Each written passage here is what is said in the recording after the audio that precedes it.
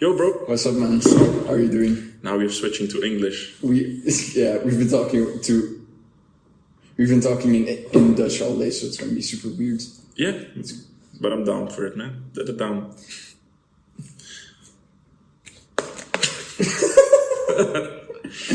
Okay, so welcome to the Jasweet Lounge podcast. By the way, welcome everyone. This is episode 5, if I'm not mistaken. Today's guest, and the very first one as well, my guy. You already did 4 episodes? I already did 4 episodes. Let's go. Yeah. Welcome to the 5th episode of this lounge. It's not a lounge yet, but as I've discussed in previous episodes, my vision.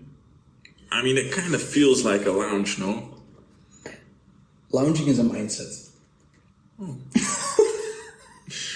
Nah, man, I've been talking about this vision I have, right? Because I made this channel a couple of months ago to make a reaction channel. And then I decided I don't want to do reaction channels for the rest of my life, or like videos.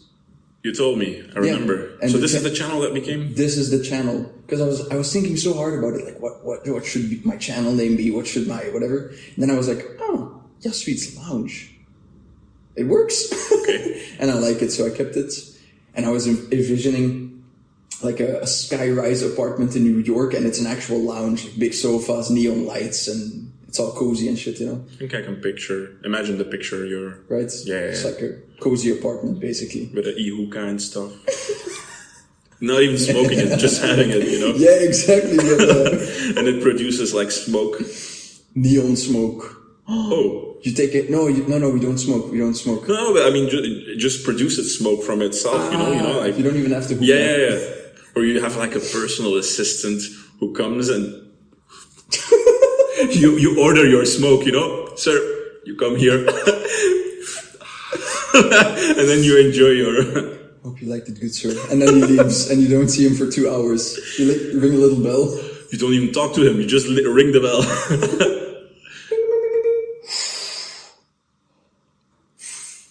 I see it, bro. So that's the vision of Jasweet's Lounge. The person that comes with the bell. Yeah, 100%. Feel you. Give me more ideas. I will make it happen. Shit. We can even put it in like a system, right? I don't know if you know this.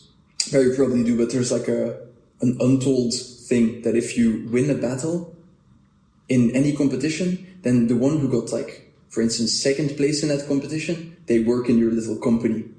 You know what I mean? So if you won that competition, then the one who got below you in that competition has to make you coffee. If you don't know, that's fine, but we can make this the hookah person.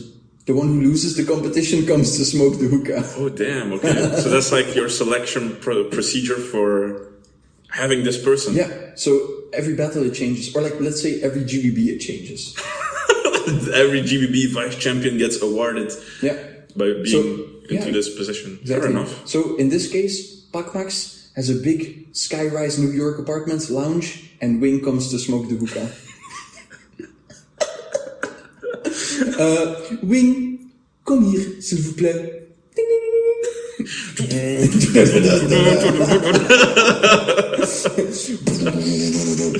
dopamine. And then he leaves. And imagine he does it like in the reverse, you know, when he leaves, like, how would that even go?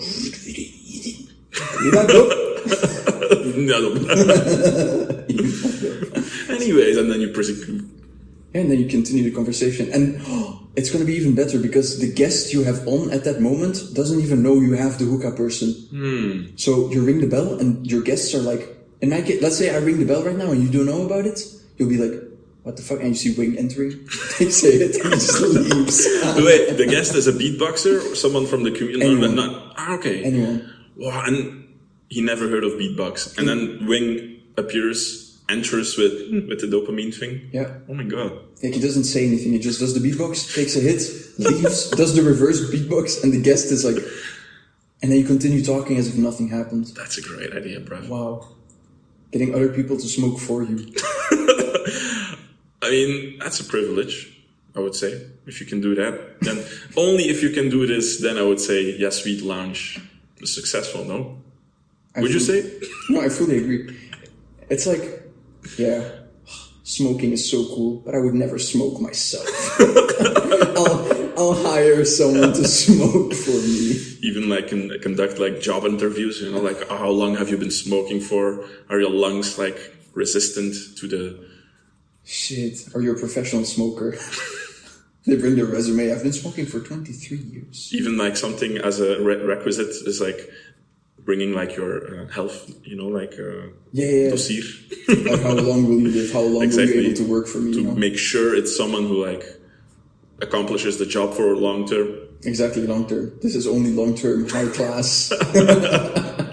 I mean, it kind of reminds me of like what a butler is. Maybe not that extreme, but a butler is basically this, no? The only difference is like you serve. Okay, that's a big difference. I serve the smoke for you, man. You know Batman? Do you? Sorry. But like, Yeah. like you said earlier, it's not really a question. It's just like a statement. question. Yeah, I follow you. Well, Batman's butler. Imagine you have an Alfred for you. I never watched Batman, actually. He has a butler? No, he doesn't. I thought you meant Robin for a second, you know? Let's say Robin, yeah. Okay. But he's not a butler. No, yeah, he's a hero on his own. You have your own Robin. Yeah, I thought, you know, like Hunter x Hunter, when I mentioned butler, like their butler, Kilo's butler. Sure. Imagine you have one like these. Little belt. Yeah. Guess, right, I remember. Yeah. The guy with the coins. What was his name? I don't know.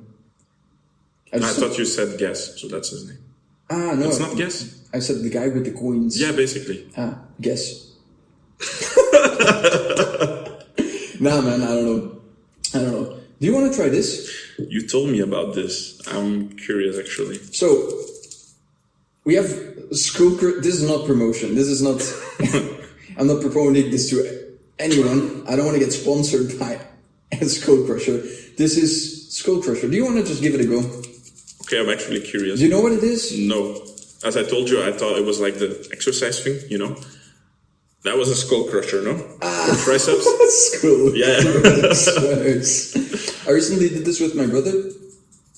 You also did it on camera? Yeah. Really? You did also an episode with him? No, not a podcast. Oh, okay, I just did this with him. Just on camera. Now I really want to try this. It's very nice. Oh, I cannot wait for this. I promise you, this is Joe Rogan inspired. Really? Yeah. You did it? So, for the people listening on Spotify and Apple Music, ta-da, it will be releasing there. Yeah, okay. So, yeah, it will be releasing everywhere. We are now trying a substance. Wait, no, that's very... We're gonna get caught. Try. Try it right now. Okay, can't wait to get my It's skull. not a drug. Let me just clarify this to everyone listening and watch. I cannot wait to crush my skull. So what you do is keep it close. Can I read? No. Or keep it close. Take a sniff. Close it again. it's only I can only sniff it. Yeah. That's it. What are you gonna do? I was planning on, I don't know, put it in my mouth. You're lying, right? I was dead ass, bro. I was about to take some of it. No. What the fuck? Sorry, that's my bad. That's my bad. Open, sniff, close. He was gonna eat it. That's my bad, honestly. Thought it was a pill or something, you know? Shit. Can it be open for long enough? No. Can I inspect it? No. What's the point of this? What's the point of this? You want to do it again? Damn. I think you took a big sniff, man. Oh, You should have warned me. What's the point of this? I don't get it. Pure adrenaline. It's actually adrenaline. These are smelling salts. And what does it do? You haven't heard of smelling salts? Never. Only thing I've heard of is... No, I'm not going to say it. Never mind. What's a smelling salt? I recently got in. Yes? If this gets a lot of views, maybe I'll reveal it in the comments. What I meant. I know exactly what I meant. Sorry, yeah. I recently became interested in it and I wanted to try it for myself. Smelling salts or ammonia? What's ammonia? Ammonia, bro. The cleaning product. Yeah. You know, when this gets used, no, not even this, but like probably stronger stuff, right? When people, for instance, you go swimming and then you faint in the swimming pool, people save you, and then you faint and you might like be half dead. They use it to resurrect you, bro. This? Yeah. It's this. Maybe not this, but like ammonia smelling What's salts. the difference between this and this? This and that, I mean. This has bubblegum flavor. Okay. And like... So it's supposed to like give you like a rush. Oh, really? Yeah. A temporary one, I assume. I hope so for you, man. I cannot stop. You liked it? No. Me neither.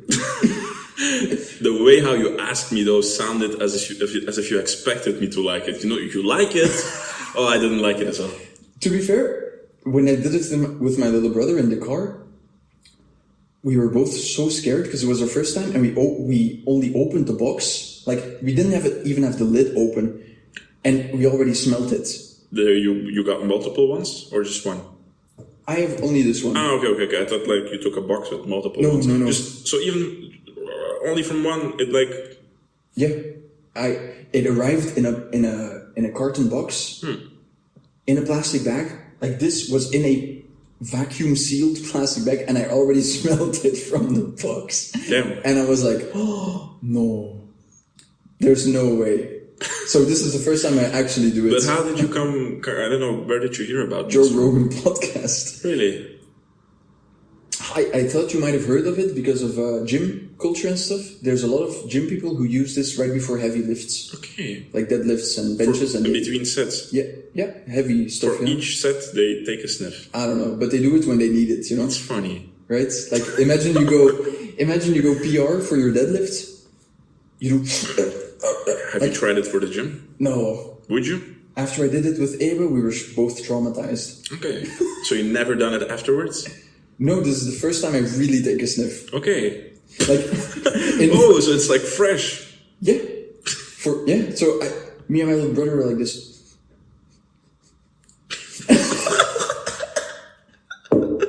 And that was a bad experience. But now it was better than I expected. But it did hit. I mean, I felt it for a little while, you know. But I'm surprised like how crazy intense it is. It's really intense. And I saw a lot of reviews. Apparently this one is like weak. Really? Yeah. I wonder what the names of the stronger ones are. You know, because like if heavy... No, wait, what was it? A Skull Crusher. Yeah. It's like the light one. What's the other one? Overcooked. Absolutely. Skull... Crushed colors. Smashed. I don't know, yeah. Oh, yeah. Smashed skull. So, you didn't like it? No, not at all, but... Understandable. How did Joe Rogan come up with this? I don't know. He's a random dude, isn't he? Yeah. I haven't seen too much, but I know he's into conspiracies and shit. He's into conspiracies and he talks about politics, but he also talks about cars and, you know. And aliens. And DMT. Conspiracies, yeah, alien shit. But no, he has this thing. I might not do this every podcast. It's just because I recently got it and I wanted to try it. But sometimes a certain guest, he'll be like, hey, you want to try these smelling salts? There's like smelling salt compilations. Really? Of Joe Rogan. It's actually a thing. Yeah. I'm surprised. I mean, not really. It's Joe at the end of the day, but that's crazy to think of it. Right. You know, like the chili thing, sauce, it's also a podcast. I forgot the name of it, you know. Hot Ones. Yes. Yeah. No, it's... Oh. Wings, chicken wings, but with sauce. Hot Ones. Yeah, it's this... The program.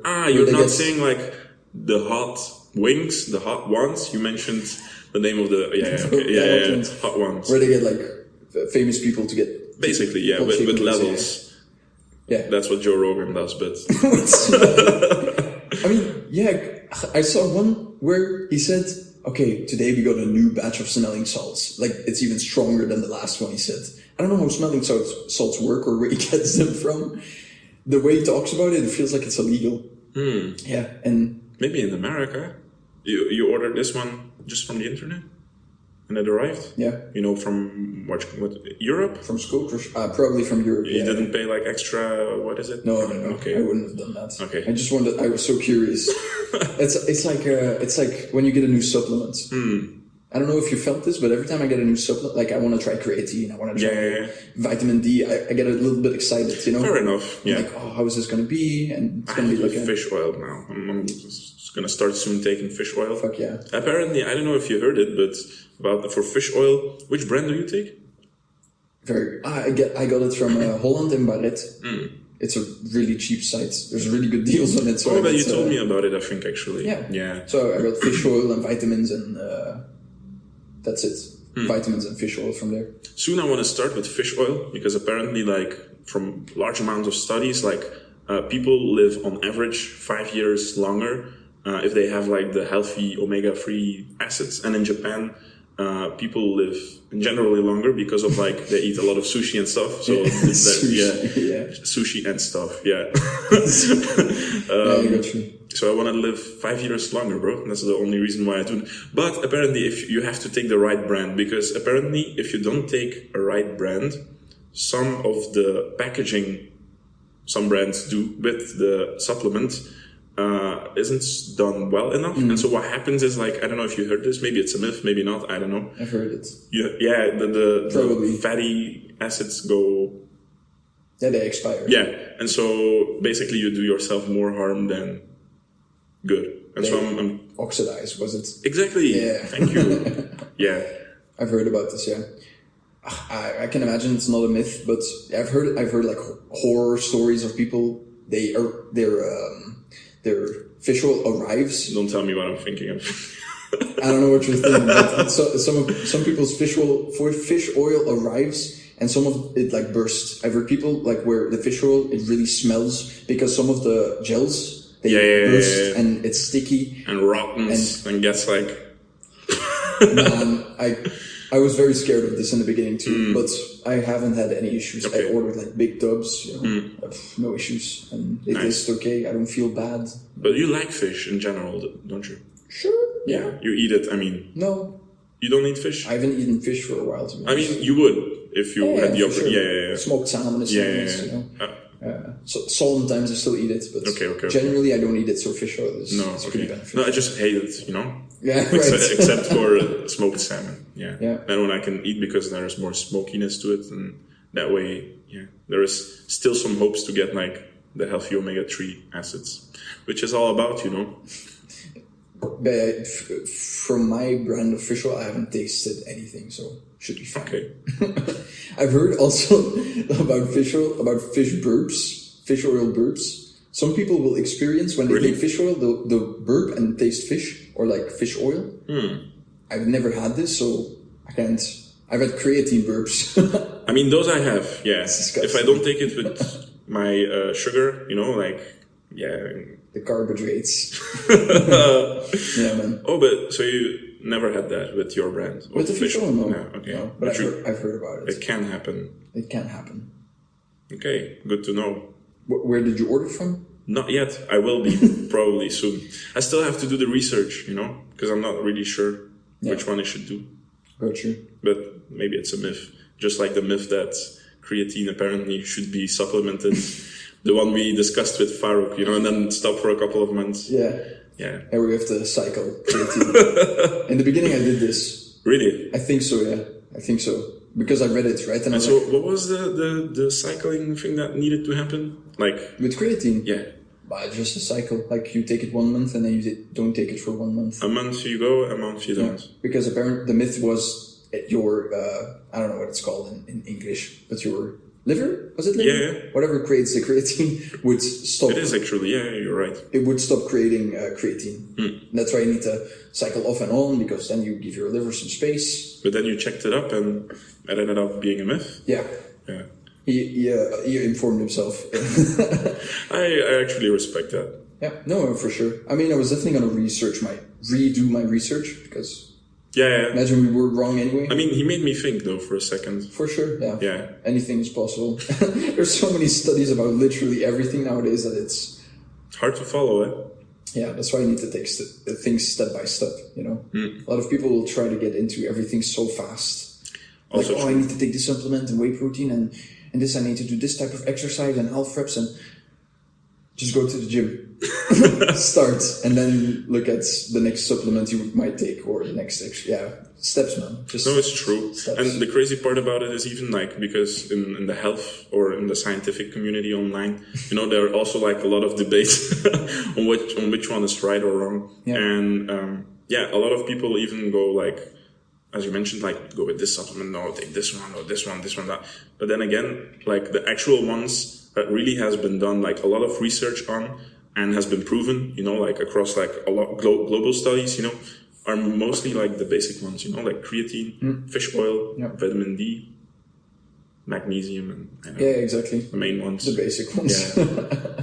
But I get it. It feels like, you told me something, I forgot what it is, and I want to like give you like the exact same comparison, when, with this, like about supplements, when you order something, you get like this, this, oh my god, I got so, it's like Yu-Gi-Oh cards, oh my god, I'm just gonna buy this Yu-Gi-Oh card now, holy shit. And then with this, it feels, oh my god, but suddenly you're gonna start take the most random supplement and tell yourself, but this is gonna like support the health of my toenails, like, let me take this, I definitely need it, like every time I come back at home after work, I feel like my toes hurt. so I feel it, I definitely feel it. Supplements for your toes. Shit, get better toes. You're gonna buy my supplement now, get better toes today. Yeah, no, exactly. It's exciting to take new steps in your whatever journey, right? True. Like, what has been just whatever. Something very exciting for you, if I may ask? Or recently, or ever? Recently, or in general, or I don't know, something you can like say like, whoa, this was like a huge step. I mean, I think a step of your journey. Whoa! Okay, I like this. Do the beat. 3, 2, 1, and.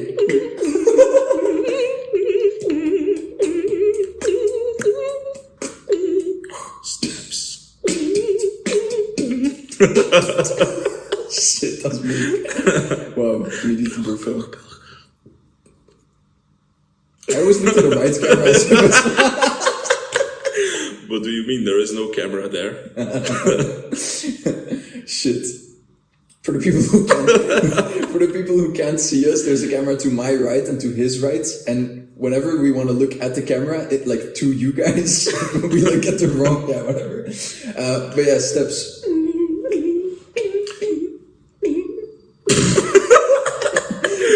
Was this a meme or not? Before we even go into the question. Steps? No. Just the voice, Like it was a TikTok thing. You had the voice effect that made you go from to and then you and Bonzo started to incorporate it back into the loops. So good at it. I remember now. If anyone was the king of this sound,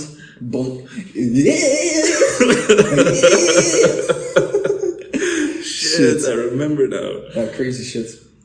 So yeah, it wasn't me. To answer your question. I'll answer your other question as well. Gym stuff has been like very exciting, Sometimes you'll be sick of a certain gym routine and then you want to try a new exercise and you're like, oh, I can't wait to try this exercise. It's going to be so exciting and it's going to make my toes grow by 7%. The nails. Yeah, the toenails. So that's exciting. Same with the supplements or even this, man. Like, it's not a necessity, but it was something that got me like... Was it expensive, if I may ask? 20 euros. Okay. Apparently it's supposed to last a couple months. Okay. But I read a lot of bad reviews. I mean, you'll wake up someone if necessary. Exactly. So. I'm always prepared. But no, other than that, the music I've been making recently. I was also thinking about that actually. Yeah, you wanted me to say this, right? He's manipulating me.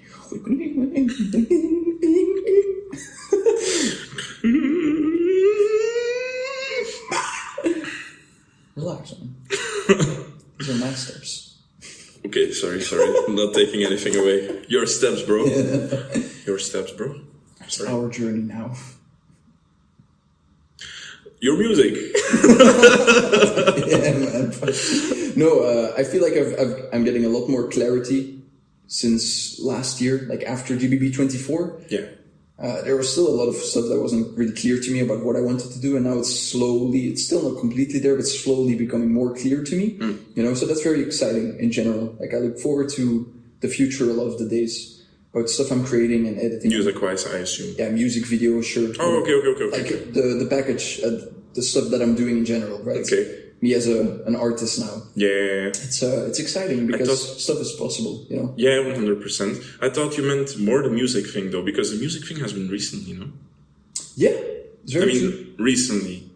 No, I've been doing music since the beginning of my loops, but recently I'm starting to create like full, actual, quote unquote, actual songs, you know? It was a hair. Bro's peeling his skin. Sorry, bro. What was it? For the people listening, we are about to fist fight. Cue the camera. Stage appears. We're in a ring. WWE. Bro. The most violent, the most diabolic, the cosplayer. Stanislav, the God Slayer. The demon. The absolute menace.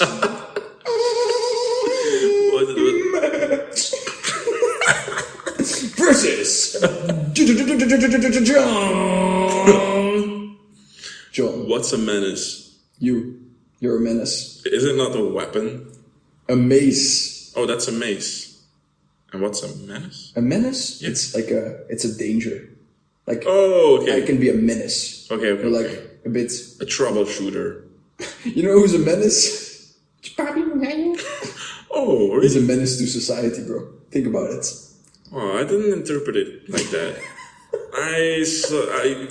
Okay, wait. Let's. Who would you say looks like a menace from the beatbox scene?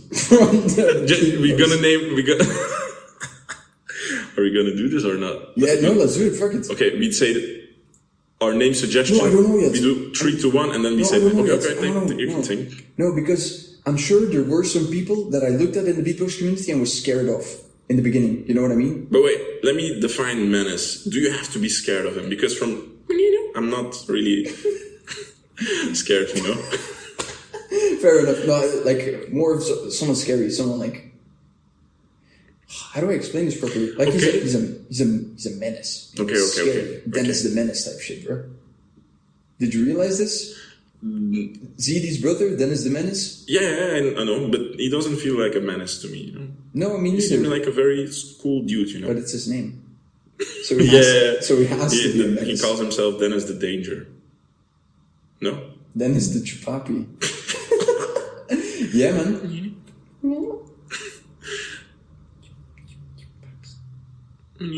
No, but... yeah. I have mine. Though, I'm gonna say... That is if I didn't know him, okay? Sure. So it's based on like first appearance, you know, like eerste indruk. How do you say this? First appearance. It sounds weird though in English. Appearance. Yeah. No, not even the word, but I feel like when you say it in Dutch, it's more. It's because we talk Dutch, man. Okay, maybe. No, you said it. You said it correctly. Okay. I don't know. I have mine, bro. I know it for sure. And from recently or from your whole career? I just know, bro. It's this guy, you know? Okay. 3, 2, 1. Frosty. Supernova. You can start. Explain. Bro. If you didn't know him, right? If I didn't know him? I mean, actually, even if I know him. Even if I know him. Man is a menace, that's true. Yeah. Can't even deny it. I mean, the first time I didn't know him, you know, like he looked pretty intimidating, you know, I'll be honest, you know, he has like a very sharp way of looking at you, you know, or he doesn't look at you at all, you know.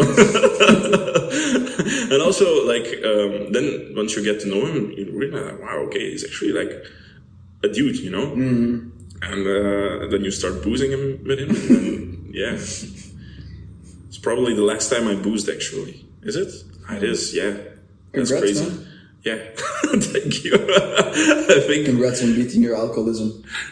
It's been 2 years. I'm proud of you. I have Frosty to thank for this. So it's not that of a danger anymore, is he? It's almost been 2 years, huh? Yeah. That's pretty crazy. October. Yeah, exactly. Yeah, that's very nice. How do you feel, man? pretty good actually. Okay, let me clarify. Yeah, clarify first.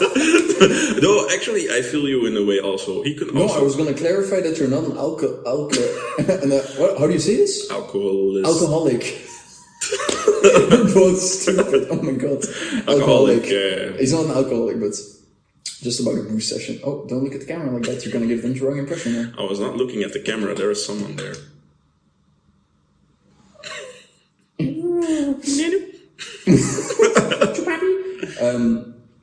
Supernova, for me, when I was growing up in the Belgian scene, I kept hearing that he was very straightforward. So for me, he was a menace, right? So I didn't know him back then. I barely talked to him. So when I kept hearing that he was like very straightforward and sometimes an asshole, I was scared. That was the rumor, right? Yeah. Yeah. But it's true. Like, he is very straightforward and he will be honest. I thought you meant an asshole.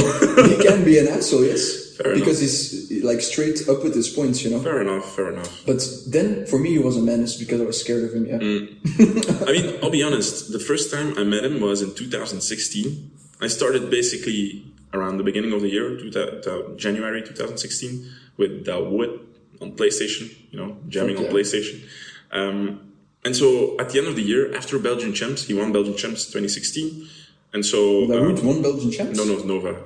Oh, okay. Yeah, Nova won. And so what did Nova organized like studio sessions. He was doing like for Belgian beatbox sessions. Dope. And he invited me and Dawood.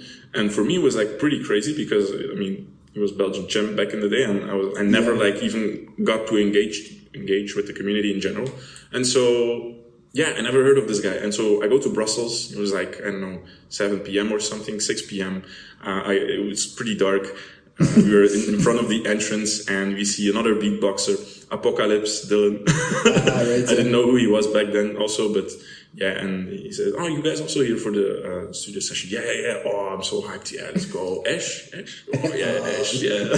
Oh, I forget about this sometimes. Yeah, I remember how welcomed and heartwarming it felt doing Ash to people, and now it's like not even a thing anymore. It's a cult, right? It's totally a cult. Yes. And with the Swish beatbox videos. Sure. Yeah. Anyways, we go inside, and Nova was not in the. I don't know. He was like a bit not in the mood. I don't know. Separate from the fact that he's very straightforward. So if those two combine, I was genuinely scared from him. Yeah, that. And it's crazy because he's actually like such a nice, awesome dude. You know, like 100%. like he really has like the best intentions. He's like one of the most. I don't know how to. And yeah, I was like definitely scared. So I feel you on your pick, man. Yeah, yeah, definitely like. Just hearing about it, right? Yeah. It's like, fuck. No, but I agree with you. Like, he'll just be honest, right? And he will give you proper feedback. Yeah. As some people might have seen in like when we did the reaction video together, after I showed him the songs, or like all of you the songs, he took his time to actually feedback. And even off camera as well. Yeah, I kept going, right? Yeah. No, it's super dope. But yeah, back then, 100%. And I feel also like, like the more you see him, the more you start to appreciate him. Because the straightforwardness is something nowadays I feel like you don't really get. And sometimes in the beginning it's hard to handle it because it's like, you're so not used to it, to people being so straightforward. But yeah, he's definitely like the person who can tell you like, yo, that was shit. That was shit. Yeah, no, 100%. And like you say, I find it a very cool topic to talk about. I feel like not only in the beatbox community, but in the whole world, this is not necessarily disappearing, but it is not as present anymore. I feel like straightforwardness and people being honest, and like a lot of people who sugarcoat things, right? And I feel like this misses make the reference to it. Come on. I wanted to do it myself. I kept myself from it. Reality check, right? Yeah, I'm gonna shoot. No, I feel like this is missing a lot. And I feel like a lot of people in our community, just in general, right? But since we're in this community so much, I feel like a lot of people don't dare to speak up about certain topics. And some topics are taboo for some reason. And everyone questions, can I speak about this or can I not speak about this? Because What's the first thing that comes to mind if you want to get into the nitty-gritty? Bring it up, man. It was a question this time, not a statement. What do you think you have? It was a question. Let me think. What do I, because I do agree with you. I mean that in case you couldn't tell.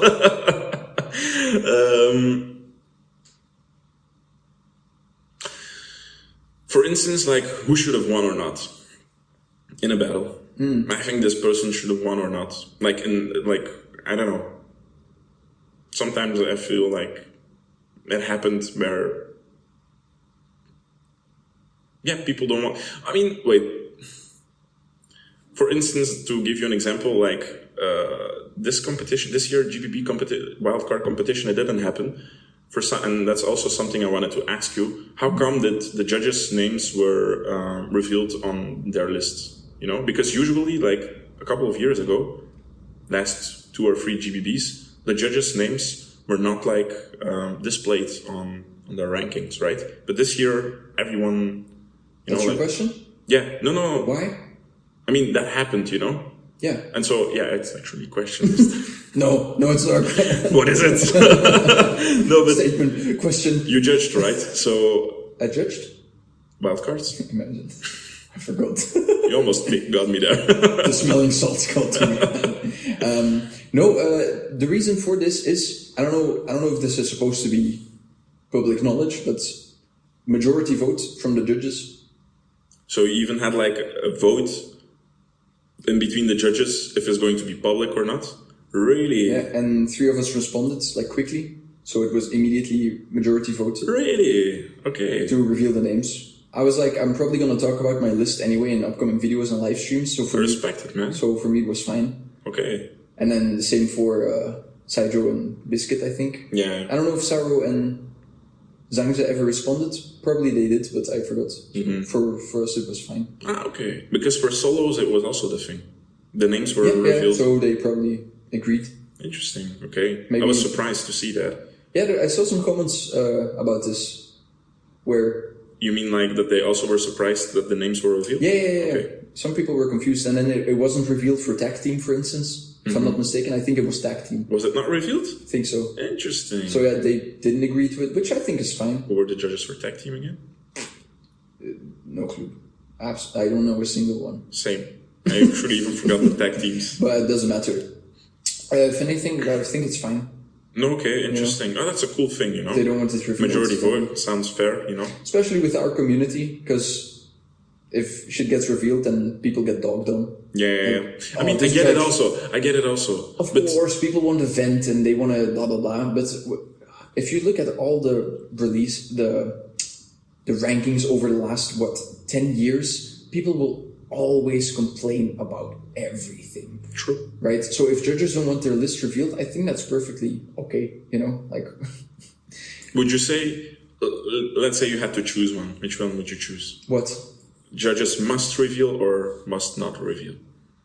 If it's like black and white. No, but it's not black and white. For the sake of conversation, no, fuck black and white, man. No, you would reveal, right? Sure, yeah. Okay, fair. Yeah, but that's what I'm saying. Because you it's did like, yeah. If you want to reveal, sure. If you don't want to reveal, I also understand.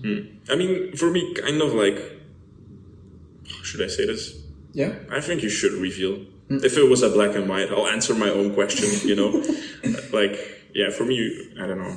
Like, you're a judge for a reason, Just, it's like responsibility type of thing, In a way. And also, like, being like, you get the privilege to judge. Like, it's like a responsibility. So, why are you afraid of, like, showing your results?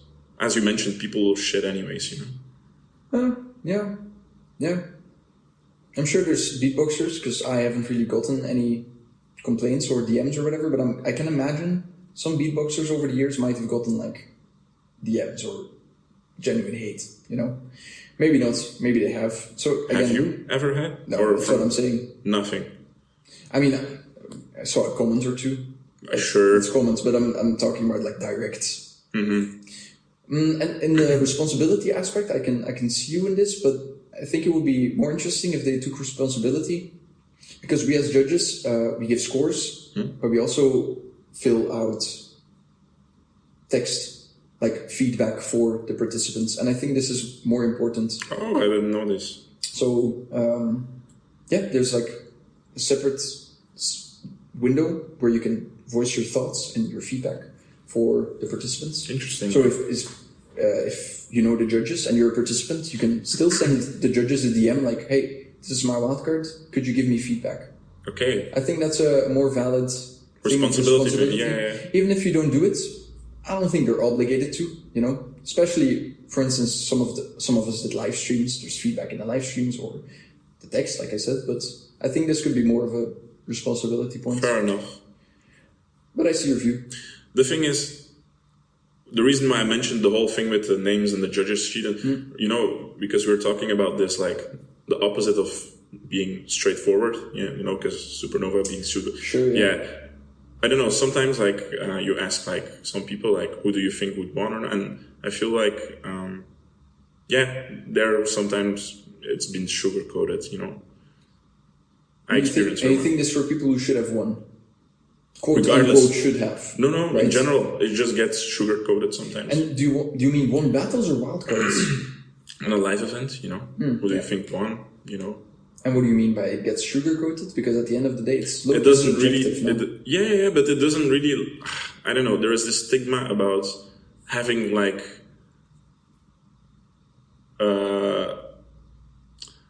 the courage to say what you thought it was. Yeah. And because of that, I feel like it gets sugar. It doesn't really like some people. Sometimes it's like, I don't know. Who do you for? No. I think we both won. We're all winners. And you mean that from a crowd perspective, or from the people who were in the final? Because you mentioned it from, I think we both won. Crowd-wise, beatboxers-wise. Just in general. Yeah. So you've had experiences where you ask people who should have won and they can't answer? Sometimes, yeah. I feel that's like something that gets sugar, or they would go like, yeah, but I think this, and including myself, because there is like sometimes there's like this stigma, like, oh my god, if you say this person won and nobody agrees, and you're a bad judge or whatever the fuck, Sorry for my language. What did you say? Nothing. You cursed? Oh no! Cancelled. I'm a bad judge. Cancel. Can't believe you said it. Bad judge. No, but is it filming? Yeah. Is yours filming? Yeah. So, in the beginning of my podcast, I think the first 3, I was like talking for 10 minutes and I was like, shit, I'm not filming. And I checked and I was filming. So it's fun. No, I can agree. But like you said, you've had it before for yourself. And sometimes when I've been in the crowd and I see a battle, sometimes I don't want to decide because I'm just a crowd. Oh, but I feel you. In that regard, I feel you. So if you were to ask me like, hey, who do you think that won that battle?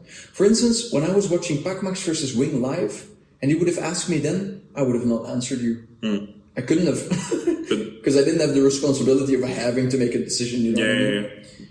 And it was still, like for this example, it was still very close, that battle. Yeah. So the thing is, to go back on it, like the sugarcoat thing, it doesn't happen that often, It's not like I go to every event and everybody takes sugar out of their pocket and starts to... You interview all of them. Who do you think won? Who do you think won? Who do you think won? No, yeah. 500 people. Rather, I just mean sometimes there is like the opposite of Nova, Like ask Nova and he'll tell you this. That's what I mean. Yeah, the opposite. And that's what I mean, like with sugarcoating. No, but I feel you. I think there's better examples than maybe who won. What do you have, or what do you experience? To go back to the judging and the wildcards and the rankings, and should the names be revealed or not? Okay. Yeah, I agree. Like, yeah.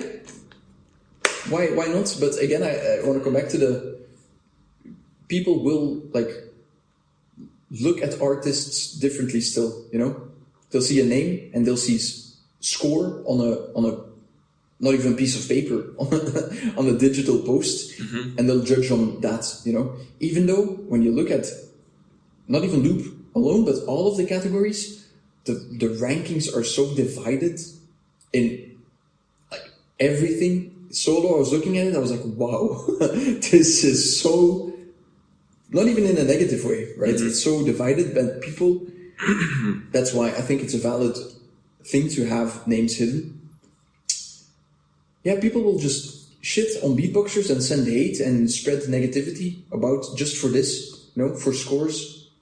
They look at a name above the scores and they shit on them for this. How would you handle that, if I may ask you? What? Negativity. Let's say you didn't got any, but you would get 10 negative DMs saying like, "Yo, yeah, sweet man, I'm subscribing from you." And suddenly, like, I cannot, respect your brand anymore. And what you're doing, with the votes, you really like touch my feelings, bro. How did you what? Rage not first place? What do you mean, man? And then I explained to them how everything's rigged, how they paid me. It's a joke. It's a joke. But me personally, I don't care. I get this kind of stuff. Yeah, no, I see your point. Like, you shouldn't care. You should just ignore it. But my point is to prevent that. I mean, yeah, fair enough. I don't think it has to be revealed. That's all I'm saying. I don't think names have to be revealed. That's it. Fair enough. But it's an optional thing. Yeah? It's not There's 5 judges for a reason. Yeah. And I actually like the system of voting majority, inside of the... Yeah, sure. Was it a possibility? Let's say everybody voted not revealing anything, and you can say no, but I really want my name to be revealed, and then only yours gets revealed. I mean, no, I don't think that was the case. But if, for instance, me and Saijo wanted to talk about my list in public, no, you could. I don't know if that would have been allowed. I just don't know. We didn't ask. Okay, they could forbid it. No idea. Maybe they could ask respectfully, yes. If it's going to be I don't know. I'm just making guesses. Then they would have to put it in a contract, no?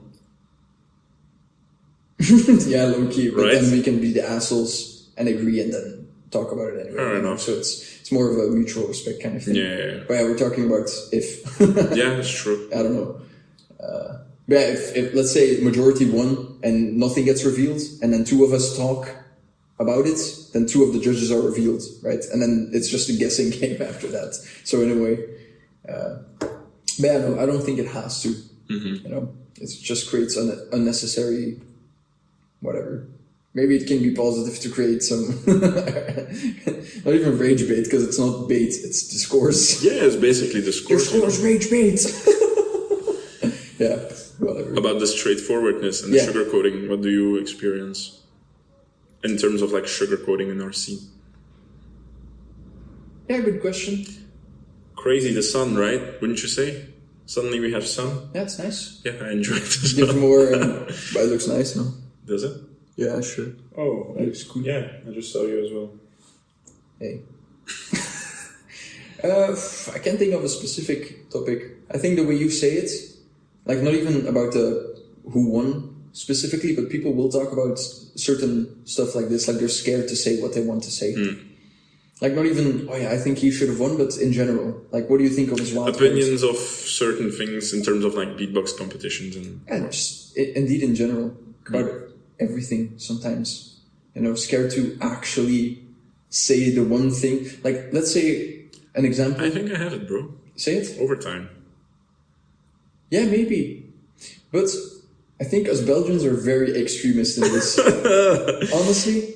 But that brings me to a bigger point, but continue with your train of thought. I feel especially when I look at the rest of the world in the beatbox community, I feel we really are extremists in this. True. And I'm sure there's a lot of people who agree with the no overtime statement, but there's also the opposite party who will be oh, you're overthinking it and overtime should be fine. But I don't see a single valid argument. Okay, and I'm so annoyed that you bring up overtime because no, I don't mind talking about it at all, but I've mentioned it so much in the last 4 months that people are commenting on this now. As if I'm not over the overtime vote. Oh, okay. Especially with the Jujutsu Kaisen. Especially with the Jujutsu Kaisen reel I recently posted. It's another dig at the overtime. When it's not even meant like that, right? I mean, it is. It is meant as a dig, right? It's my opinion. But people genuinely think I'm not over it. That I'm not moving on with my life. Yeah. It's just guys in here, man. Leave me alone. It's funny. But you should do it in every battle, as we just discussed off camera, like just, I don't know, Jiu-Jitsu guys and narrate everything, Yeah, That's too good. But no, overtime is a good topic and I'm always down to talk about it. I just don't hear enough discussion about it. Because, why don't we hear enough discussion about beatbox? Because there is no discussion about beatbox.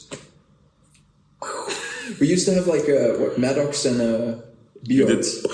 And look at the sun now, bro. It's gone. We exploded it. Sorry. No. Like Maddox and Bjorn did a podcast for a bit. They talked, they discussed. The discussion thing. I guess Maddox, for a while with his analysis, he talked in depth. I forgot about those times. It was actually... Man of culture. Man of culture. Who else? There's nothing else, right? Discussion-wise, there was Ghosts. Now. That's true. Yeah, and he does French bias. I haven't watched the video. No? No. It's a good one. Okay, nice. Recommend it. Yeah. In case if you want to watch it, do it. No promotion on this one.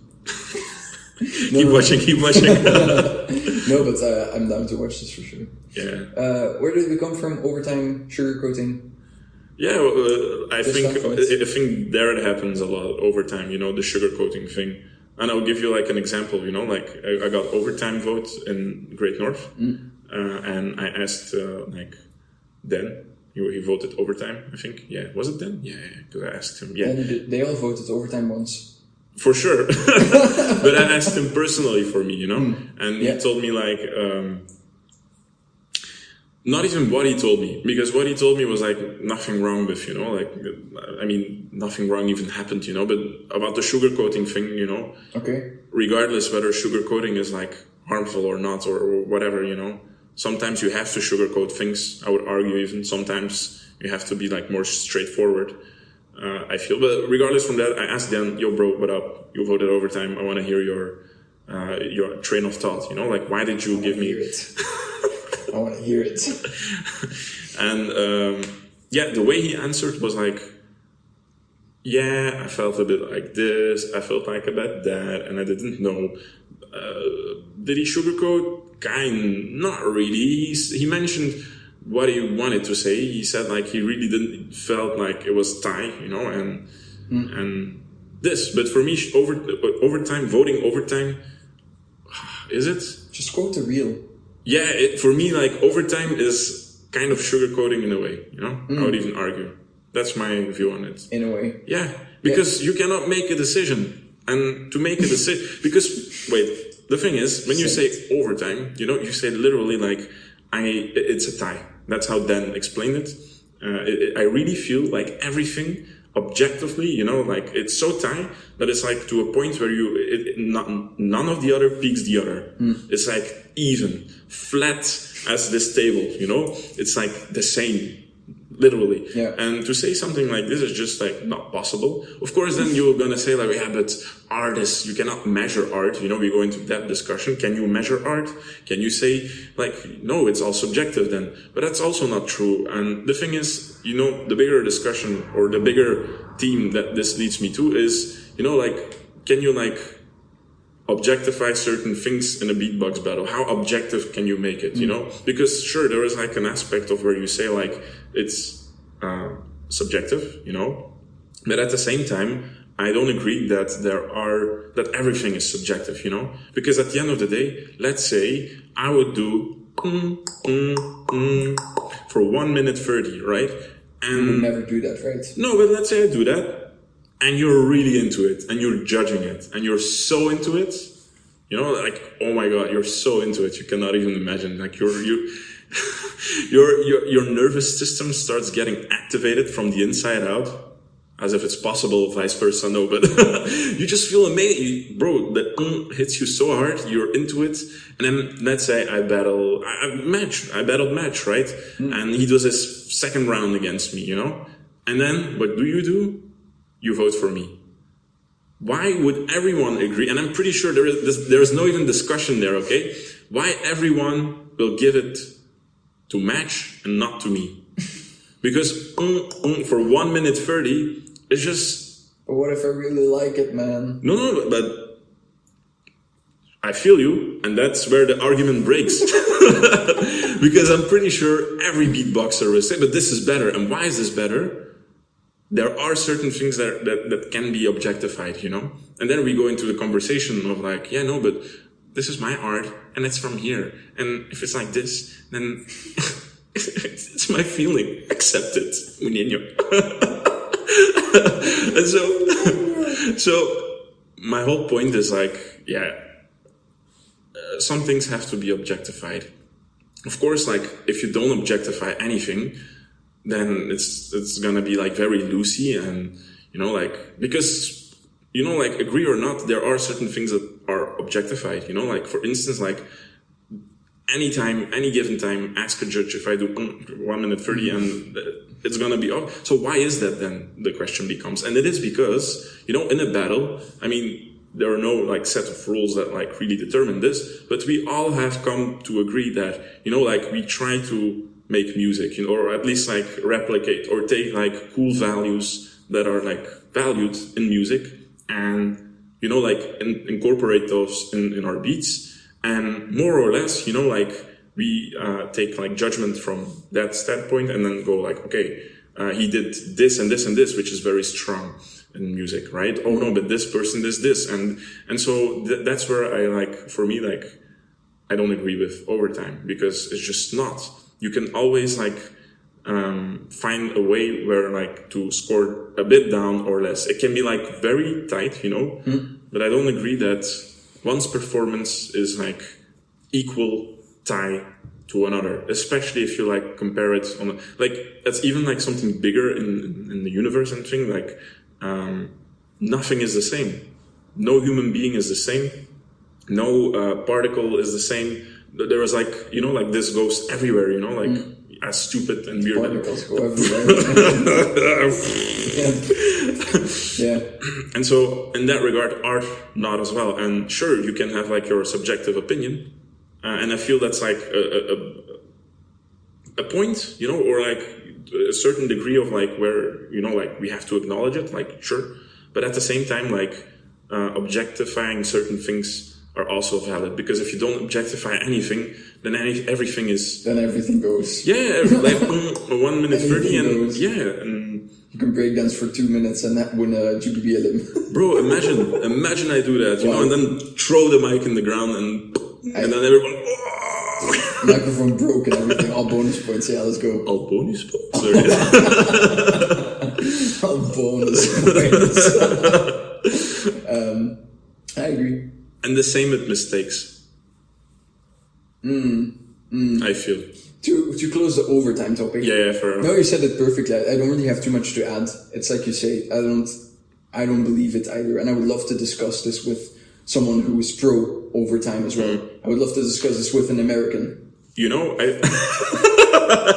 sorry, I realized late when you said American. No, but honestly, it makes sense the reason why you say this. And see, like, how beatbox in America is way different than Europe, very different in Asia. Yeah, as weird as this may sound. And also, like, I think the reason why that is like, you know, like hip hop used to be like a very big thing where, you know, like overtime, and not even beatbox, but rap battles, breakdown, you know, like an overtime in the spirit of hip hop, the community of what it used to be a very thing, you know. And I get it. It makes sense, you know, like, the crowd sometimes people show very like tight performances, you know, like, oh, this one show, oh, this guy. Sometimes you have it in battles, you know, like for instance at Great North, for me, Toshia versus Grey Cloud, it was this type of battle where you were like, oh my god, both participants gave everything, you know. Sometimes it's true. Not and feels not, and I agree, like, oh my god, if you now give me an overtime, I'll be so happy, man. It's gonna be like, oh my, the show continues, you know. From a crowd perspective, yes. Exactly. From a crowd perspective, I fully agree. Yeah, like, but after the problem with us is, right, I've discussed this before as well. The problem with us is we've been in the community for a while and we start looking at stuff differently, right? Yeah. You could argue us to be professionals in what we do in a way, right? We still have a lot to learn, of course, but for me at least, I started looking at stuff differently and maybe sometimes too critical or whatever, but Yeah, that's probably why there's overtime thing for us now and for other people Every as well. Belgium. Every Belgian, yeah, low-key. I don't know a single Belgian guy who's down for overtime. Me neither. Kobe maybe. Oh yeah, maybe. He not even. He asked me. I remember Belgian champs. Why is overtime not allowed? I think he asked me that, or someone. Yeah, maybe a And couple he guys, asked, whatever. and I told him never. No, you fought him. Go play golf or something. No. Fuck. Yeah. Go play golf. Get your overtimes there. No, but from a crowd perspective, you remember Kocha versus Uniteam back in the day, right? Oh, The infamous overtime. Like funny you mentioned this. You have to admit, from a crowd, from a video perspective, you love that there's an overtime. 100%, bro. I was there in the crowd. I was like, shit, overtime, thank God. Yeah. Yeah, exactly. That's what I mean. I'm sure, even on video, I was like, oh, yeah, because I wasn't there, right? I enjoyed it. I was like, oh, overtime was so fucking crazy. But when I look back at that battle, that's the most incompetent judging I've ever seen in my life. Because it's not even that the judge panel individually decided to vote overtime. Exactly. It was because of the peer pressure and the discussion. Yeah. Everyone in the crowd was voting overtime. Even Scott Jackson was like low-key a bit, oh yeah, it should be over. I felt it in his being, you know what I mean? And that the judges were discussing, which is even weirder. Yeah. It's a bit of an older competition, you know, and stuff evolves and opinions change. But when I look back at it, I think, what the fuck, that cannot be. No, I feel you. I completely feel you. And, you know, one more thing on the overtime thing. Yeah. And it's funny that you mentioned also that battle, because I think yesterday I watched like their reaction, Frosty and Dido's reaction. It just got recommended to me, you know, because I watched like the crew wildcard of Osis Frosty. Yeah, also super cool. Backyard bitches. Yeah. But yeah, I watched it. Sorry. It was. They were also, I think. No, were they surprised? I don't know. I just know like when they did like the We Got Flow thing, they thought they won, and then they messed up. But apparently they have 4 or 5 versions of this. And just like did a different version. I saw it a while ago. Also, yeah. And they were doing it. Basically. Yeah, it's been a while I saw this. Yeah. But one more thing on the overtime thing that I wanted to say. Yeah. What did I want to say on the overtime thing? Yeah, keep going. I think I lost it, man. It's gonna pop up later for sure. Yeah, for sure. Random during our next conversation about dragons and whatever. Dragons. That's the next topic, right? Yeah, dragons and dungeons. No, dragons and Dragons, more dragons. Keep the dragons coming.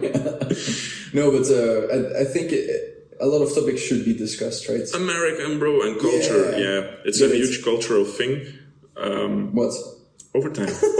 From where the beatbox scene evolved, you know, and now we're like not really like the hip hop beatboxy community that we used to be, you know. Also, like in my recent video, like I kind of like hit on that, you know, how like we're not that anymore, you know. Now it's more about battles, entertainment, content creation, you know.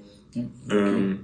And is that a bad thing or not? You know, for me, not really. It just brings like new life, but I can also feel like it's upsetting, you know. To take overtime away from beatbox battles is something. It's to take like a core element that used to be very present and made the show very alive, like gone suddenly, you know. Suddenly it's like, my God, it's not hip hoppy anymore, you know. I think it can give this feel or this vibe, and that's what I think an American would argue against you, or because you mentioned Jujutsu Kaisen. Yeah, exactly. No, I think that's a very valid point. I agree, but shit. Now I'm here. I forgot. It's evolved now. No. The question we need to ask now is, because I'm not sure. Loop station specifically, there should not be overtime at all. Like in any battle, there should not be overtime. This doesn't make any sense. I smell controversy. Sorry. I don't think there should be overtime in loop station. And in some of the contracts, it was specifically mentioned that there should not be That's what overtime surprises me voted. crazy. Like, And there was a miscommunication between the team and so whatever. It is what it is. I'm not dwelling on that. But the question I want to ask is, was overtime allowed in solo? GBB last year. GBB, last 2 years. You don't know? Was it? I don't know. That's what I'm asking. I don't know. That's You were there, so I thought you maybe it's already banned and we don't know about it. Hmm. Like, was overtime a thing in the last 3 GBBs? I think not. I think there were a couple judges who might have voted in the last 3 years, like overtime. Really? 2024, free? I'm just curious if it's like allowed in the rules of the judging. You know, that's all. We both don't know, but I'm curious. Interesting, now that you mention So maybe you say they take it away, but maybe it's already away. And then we don't get over with our lives and complain and are bitching for no reason. No, I think this is one of many topics that are interesting to be discussed in the community. For sure. There's plenty of stuff to discuss, and overtime is just one of the I agree. cogs. You know, when I was at European Champs, and I promise you it's going to be relevant. No, because now I'm going to European Champs. Yeah, 2023 European Champs got organized by Nexor and Domas. And so, actually, if I can be honest, like side point, my favorite event of all time, literally, I had so much fun there. The perfect vibe, perfect large amount. Anyways, they did a great job of organizing and putting everything together. Big up Nexor. Exactly. And so... Domas. Yeah, one of the great things they did was organize a workshop with a judge before the battle for the participants, even people who just want to follow along. And Big Ben gave a workshop, and then Domas was there also and Nexer, and they were talking about the vision of beatbox they have, where beatbox would move, Sure. Ideally, because beatbox, they mentioned, doesn't get taken very seriously, oftentimes it's great. It's crazy to think about it, what we can do with our mouths, with our bodies, the thing we produce, the level of creativity that we evolved into, We evolved into creativity, oh my God. No, it's very well said. Very Artsy, yeah. It's crazy, and then to see at the event, literally the event was semi-full. It was a 200 capacity man, and we were with 100 or something. It was okay, but thinking of it, literally European Champs, how many people live in Europe, and only 100 people to witness okay, look, if it was seagulls screaming, in Belgium we have it. I saw it in your video. It's even bigger. I'm pretty sure it's even a bigger thing. More people go watch. Talk about it. Yeah. Talk about the seagull screaming. No, genuinely. You reference it, and I know what you're talking about. Crazy, right? But what is it? You don't know. I know. I saw it. It's a competition, bros. Explain it. Literally this. Just go seagull scream, and show your best seagull scream you have. Okay. Your inner true seagull. Reveal it to the world and become European champion of our continent. European champ seagull screamer. That surprises me. Anyways, point I'm trying to make, beatbox is amazing, people, and for some reason, beatbox is not that big of a deal anymore. Maybe there was a boom, and so Nexor and Domas were talking about it. Maybe a potential, what's the word for this? Optimal scenario. It's a word for this. It's a Latin word, bro. Optimal scenario is fine. No, I want to know it, bro. It's not synthesia, it's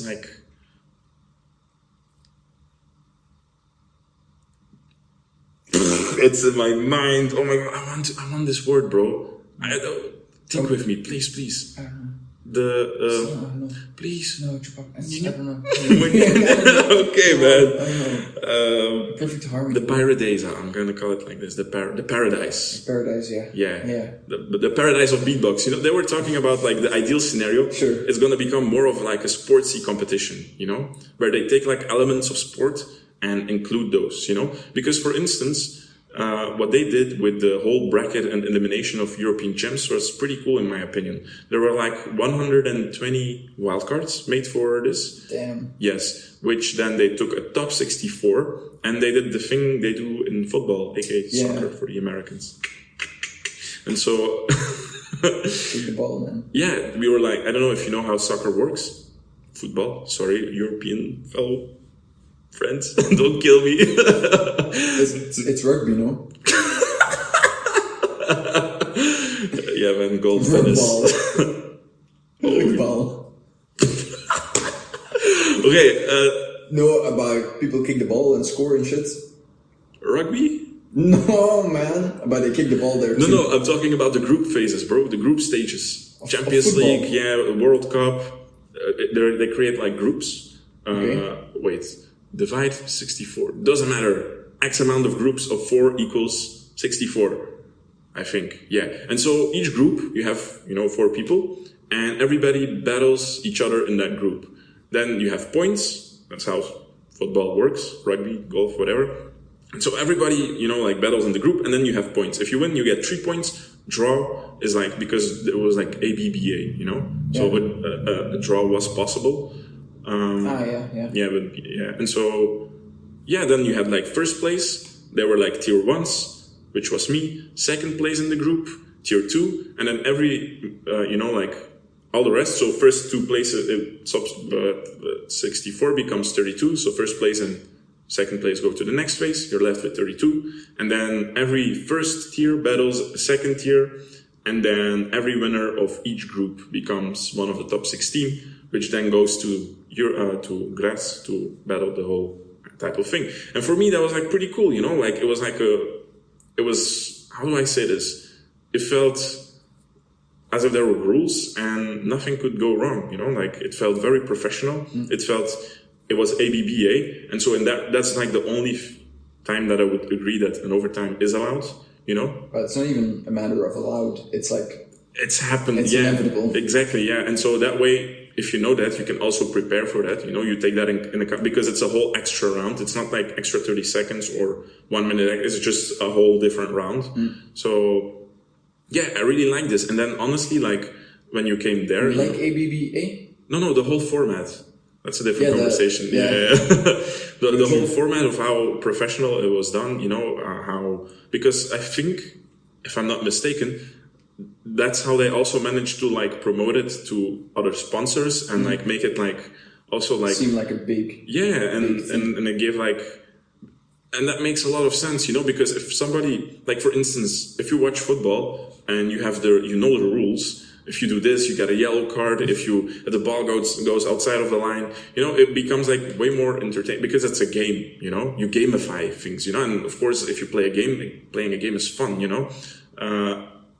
in contrast to that, if you say oh no, it's art, you cannot gamify art. Sure, maybe not. You can. I'm pretty sure you can. But you can say oh, that's not that shouldn't be happening. That's not supposed. That's not authentic. It's not. That's the difference, spectrum of the whole thing. And I think I don't know. I'm more pro this. I'm more pro gamify it because if there are rules. People can learn the rules. They know the rules. For instance, the Tour of Flanders, when people are bicycling, I was working there. There are rules, in between of the scores and stuff, It makes this thing, or it gives this opportunity for people to say, oh no, wait. It gives opportunity for people to measure things, and it makes it more of a entertaining thing, You know who's gonna win, who's not. There are rules. It's not this fizzy fuzzy thing where, and am I saying that this is going to turn the whole beatbox community into suddenly making everything famous? No, not really. But at the same time, and that's something Wing mentioned in the last GBB stream of GBB 2025 discussion for the sound or something, because and then we can also talk about that, the sound, if you want, that's a cool one. No, but what Wing mentioned is for instance, what you can do is have sponsors for you as a GBB contests, So every GBB contest has his own mic. That's what he proposed. I'm not a fan of the mic. Yeah. Participants. No, contests, the competition. So for every competition, you have your own sponsor, and you, if it's if it's going down the road of this gamification, where we make it a game as sports and stuff, then, what do you see? Every football player, every rugby player, whatever, they have sponsors on their t-shirt, Sure. It becomes more of a thing. It becomes more promo. It becomes more real, And and Wayne mentioned that this can be a cool thing to first get taken serious, even get paid for this. and become more of a thing. He mentioned about the mics, but I'm pretty sure like this can also happen with clothes. You know, like if beatbox gets like this thing where it's like, for instance, let's say we're popular, you know, and of course brands are gonna like sponsor you and give their clothing to you. And I mean, some people already did it. Blackroll, I don't know if you know, he did it with a way more small example, you know, but yeah, it's just a train of thought. Yeah, with what? But a t-shirt of his. He can't, I don't know what brand it was, not something small, I don't know. He had like 10 t-shirts at Florida, 25. Yeah. And he sold them, yeah. Yeah, I can't imagine, especially in our artistry field, that people will start wearing team t-shirts or sponsorships when people just want to go battle in their own style type shit, you know? Yeah, feel you. But plus, you mean in every event, you don't specifically mean brand like GBB, because GBB has its own sponsorships and everything they use.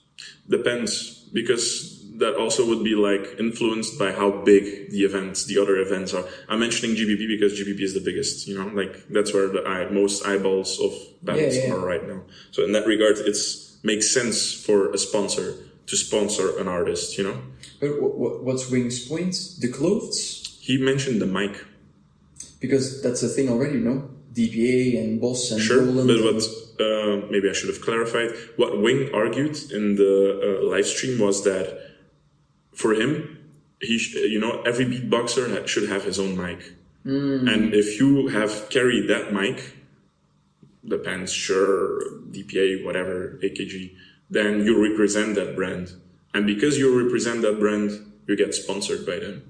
Just like football players have Nikes, Adidas. Yeah, that's a way more viable idea than clothes in our thing. Sure. I'm sure it can be a thing like Blackroll did, and you can get sponsored, and then it's not even for GBB, then it's for your own game. Why I don't agree with the mic is because the sound game gets messed up, and that is discussed also. But I also like the idea somewhere because, it's like having it's like having your own sponsors, but it feels more like you say, like a game, like a gamified. It's more relevant. Imagine it's your party.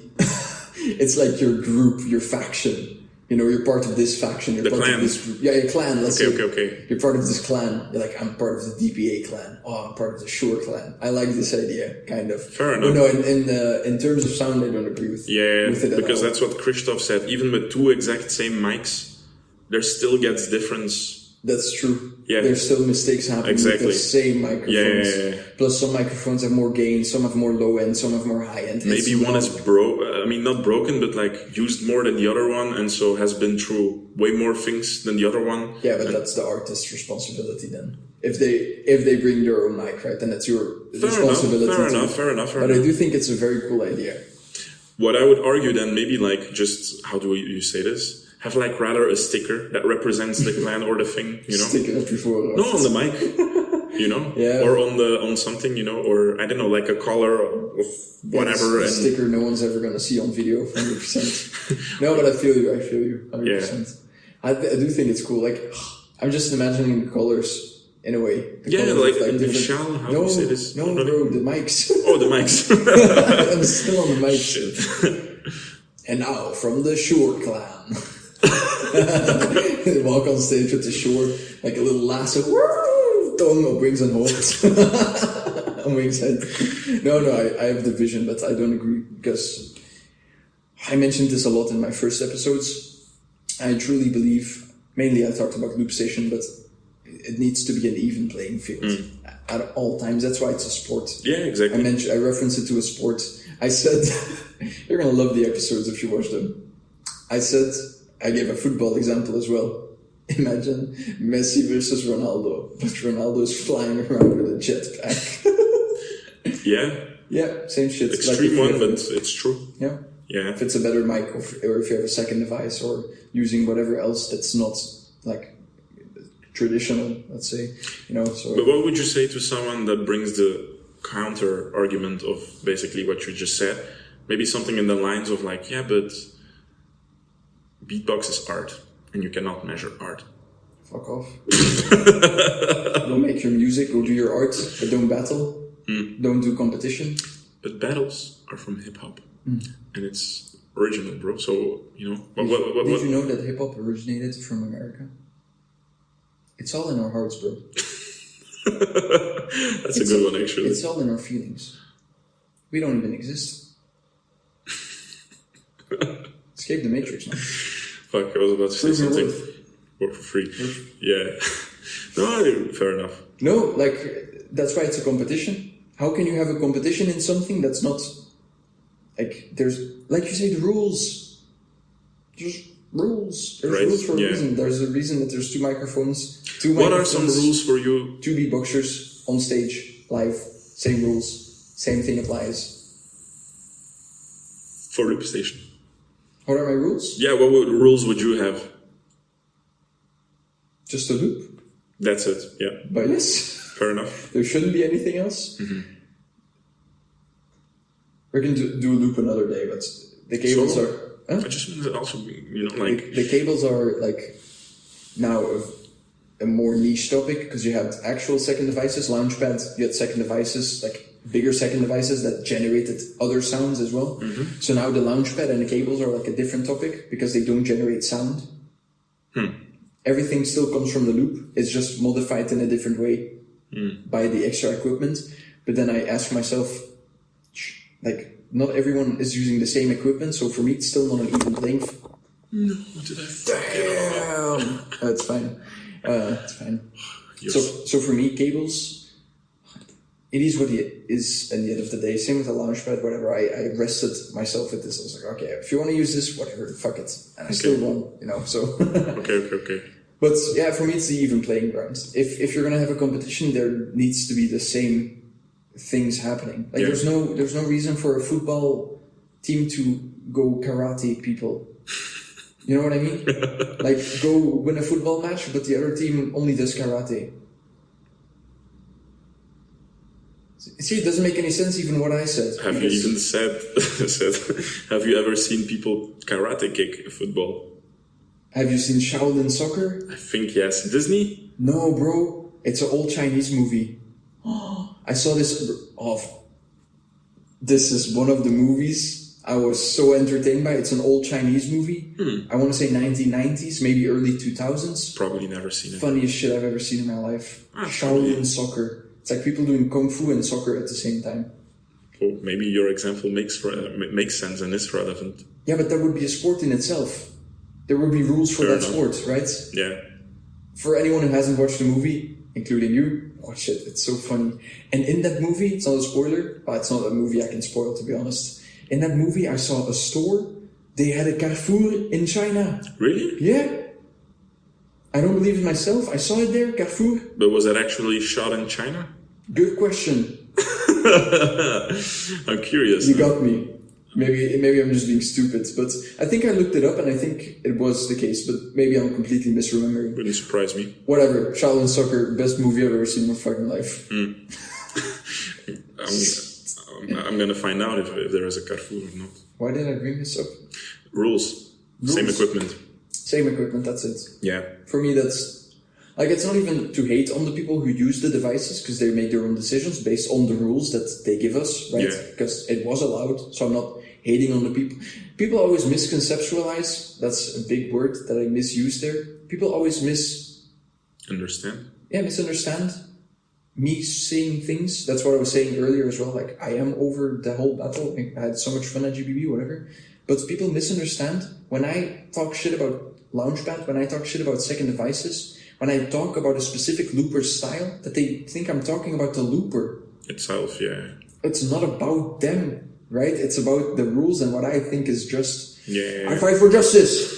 I fight for justice in the loop station community. Justice.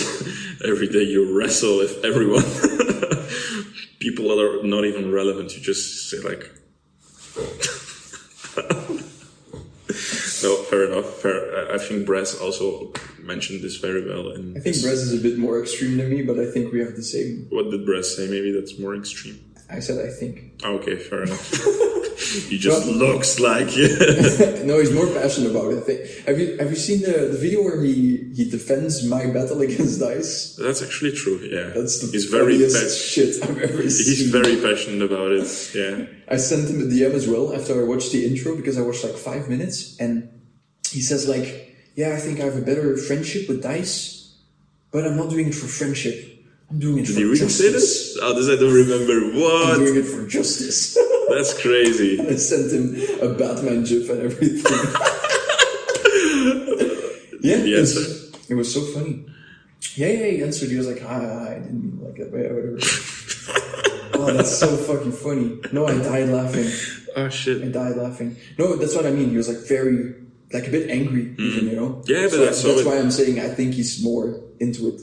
Or yeah, I'm into it too, but yeah, whatever. It doesn't make sense. You know where I also saw him being very passionate when Martin was doing his second rounds against basically all his rounds. I think he mentioned it. Now that's what real looping is about. That's exactly why I love Loop Station. This is real looping, guys. This is Susan Boyle. Susan Boyle, do you know?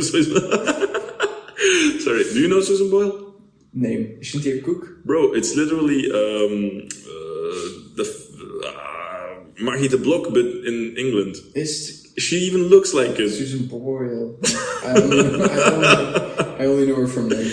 No, he said like Usain Bolt, you know, like this is like true looping, and a lot of people probably will not be able to beat this in a long time, you know? I agree that it's looping. Yeah. Yeah, and that's why he won. Yeah. Some people can't get this through their heads. Still? There's people You get backlash on this? Me? I mean, backlash means comments. Oh my god, you're sweet. You don't appreciate cables or something, I don't know. What? Do you get mean comments for this, I wonder? Why do you bring this up? Or, no, for instance, because you say people don't get this, you know? So I'm asking you if people are backlashing on you for like, because you give your opinion about this, no? It's weird that you transition into that. I'm sorry, you caught me off guard so bad. I was just gonna say, people... Yeah, I forgot. What the fuck? It's so on topic, bro. What do you mean? What do you... I thought it was very on topic. What? No, like, we were talking about Martin. Yeah. And then the opposite, you know? Because you mentioned people don't get this. Yeah, and I didn't finish my sentence. So I thought to like, really like... Yeah, what do people don't get? Okay, Martin being real looping and why he won. Yeah. Then I'm... Martin winning? Yeah. I mean... You completely caught me off guard. I don't see the immediate link. Not maybe against Dice, but against my hero. Yeah. Yeah. My hero used cables, no? Yeah. Yeah. But then you ask me if I get backlash for... Yeah, because you mentioned people like don't understand it, and you give like the opposite opinion online. You mentioned it a couple of times, I think. Yeah. So that's why I wonder, like, do you get mean comments for this? do people? No, because you say people don't understand, you know. But I don't want to say hate comments or mean comments. But Backlash. But backlash is also negative. Okay, just a comment. Just a comment. Yeah, no, for sure. But not even on my videos specifically. Just in general. Okay. I see people... That's what I wanted to say. Drum roll. What is it? Work for people. Relax, man.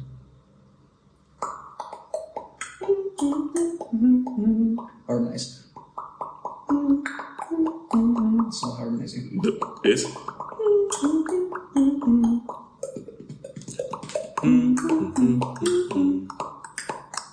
Kick. Where's the kick? 7, 8.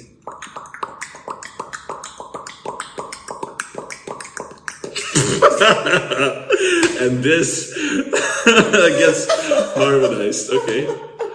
Wow, klopt me niet. Ja. Dat is cool of zo. No, oké. Klopt me niet. Shit, dat is eigenlijk te cool. I was just gonna say, people can't get it in their heads that Martin should have won the whole thing.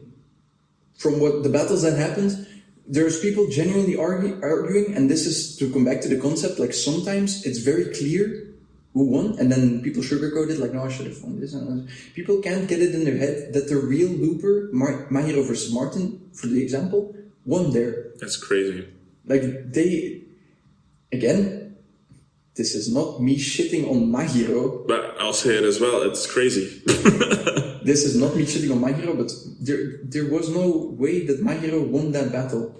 There's not even like a slight reason why I would have given it the other way. That's why it was also a 5-0 vote, I would assume. Yeah. But some people can't get it in their heads, and art is subjective, whatever. But I'm happy you mentioned it. I was about to say it as well. Art is subjective, and it's true. At the end of the day, a lot of stuff can be subjectivized. Subjectified. But in this battle, no, there's all the objective reasons why Mahiro won this battle. Yeah. Right? And some people can't get this in their head. And I find this so crazy. I find this so fucking crazy. Like I said, people can have their own opinions, and I'm not shitting on the people who have their opinions, but it's still a competition. It's still a competition. There's rules, And that's why I argue for the objectification / gamification of certain things, you know? Sure. Like, if you make X amount of mistakes, I don't know if it should become like a point thing, not really, you know? But because, see, Dilo made a very valid point about mistakes, if you wanna even go there, you know? I'm just gonna say it, and then you can choose if you wanna go there or not. You know, it's also important to note how big the mistake is, you know? For instance, like, King Inertia gets always away with mistakes, but maybe that's a bad example because... It's a great example, I think. You think? Because for me, the reason why he gets away with it is not the size of his mistake. It's the fact that he then just smashes it like... Yeah, that's what I want to say. Okay. Like, the rest of what he does is so unique that you can't look past it. Yeah. The timing, it's an endless discussion at this point. Everyone can bring it up, but... Same with the wildcard. We talked about it with Footbox G and Footbox G. Footbox G. Really? Footbox G. Footbox G. I can't say it. Sorry. I can't say it. Footbox G. Footbox G.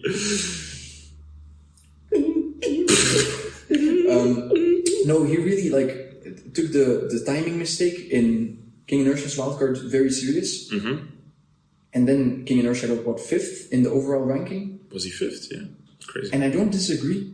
Because the rest of what he did, that's maybe a bit more of a subjective thing, right? I'm sure there's some judges who didn't place King Inertia in there because of the timing mistake. But in my eyes, I don't agree with it, but still the rest of what he does is such a unique and hard-hitting and on-point thing still, that it's undeniable. But the thing is, see, with his wildcard, I feel he gave us the illusion that maybe it was meant. See, here's the whole thing with it. I mean, at the end of the day, it's all an illusion. Pechinkata once told me this. Battles is all an illusion, she told me. And I was like, what do you mean? Or I can go deeper on it if you want later. But basically, to stay on point and on track, usually, you know, compare it to his performances at Great North. I think the sound completely neutralized him. There. Oh yeah, there were quite... Not even talking about the sound. No, the reason I bring up the sound is when I heard King Inertia again at GBB 25, you know, I was like, okay, this sound system really does injustice, and that wasn't the case in Great North. Okay. But I know what you want to say. He did make quite a few mistakes, and not even timing per se. Mainly timing. That's it was in this competition way more than his wildcard. Against who was the battle? The slow-down thing he was doing, bro. Do you remember what I'm talking about? In Italy with Albo, Black Roll, I don't know. It became kind of like G-Wiz, though.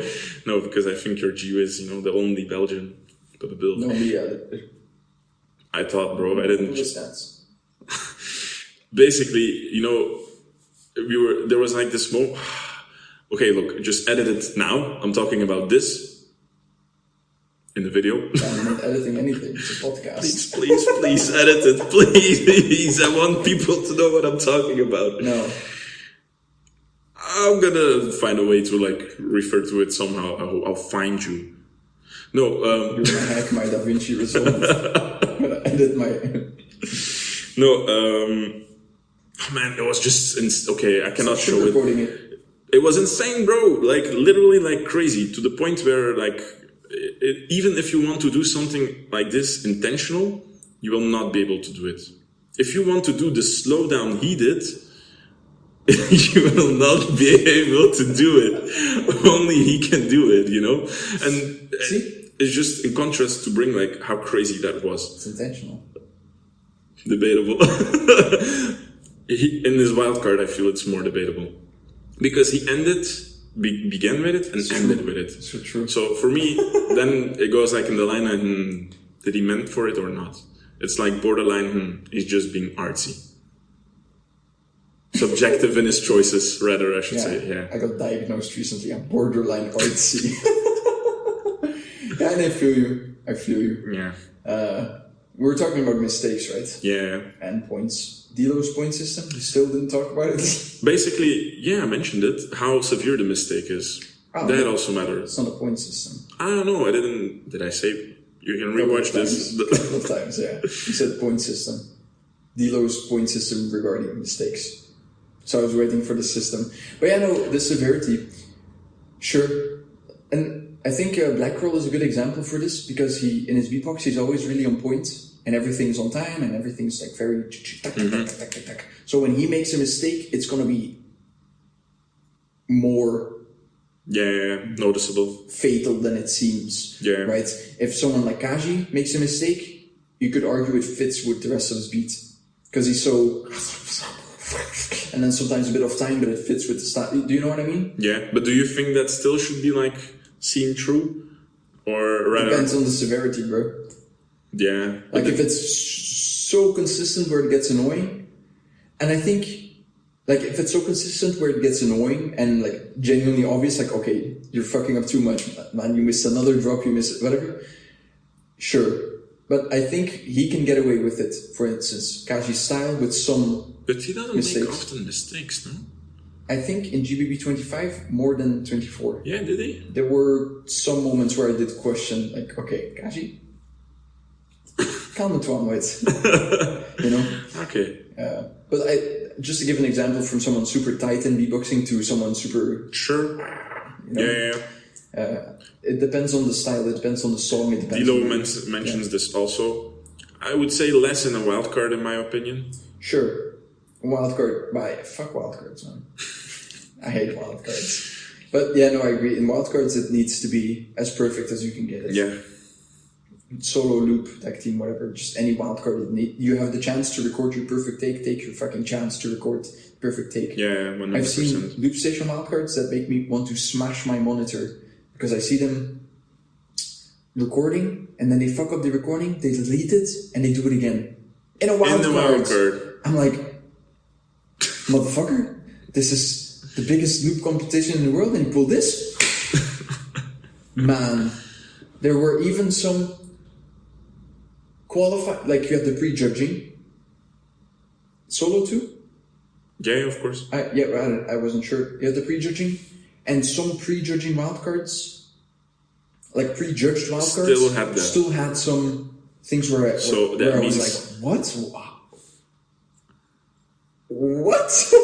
But what I'm wondering then is like, okay, were there so many people who didn't care about like mistakes in their loop wildcards that it got even to the point where they had to choose people with mistakes in their wildcards to get pre-selected to prejudge?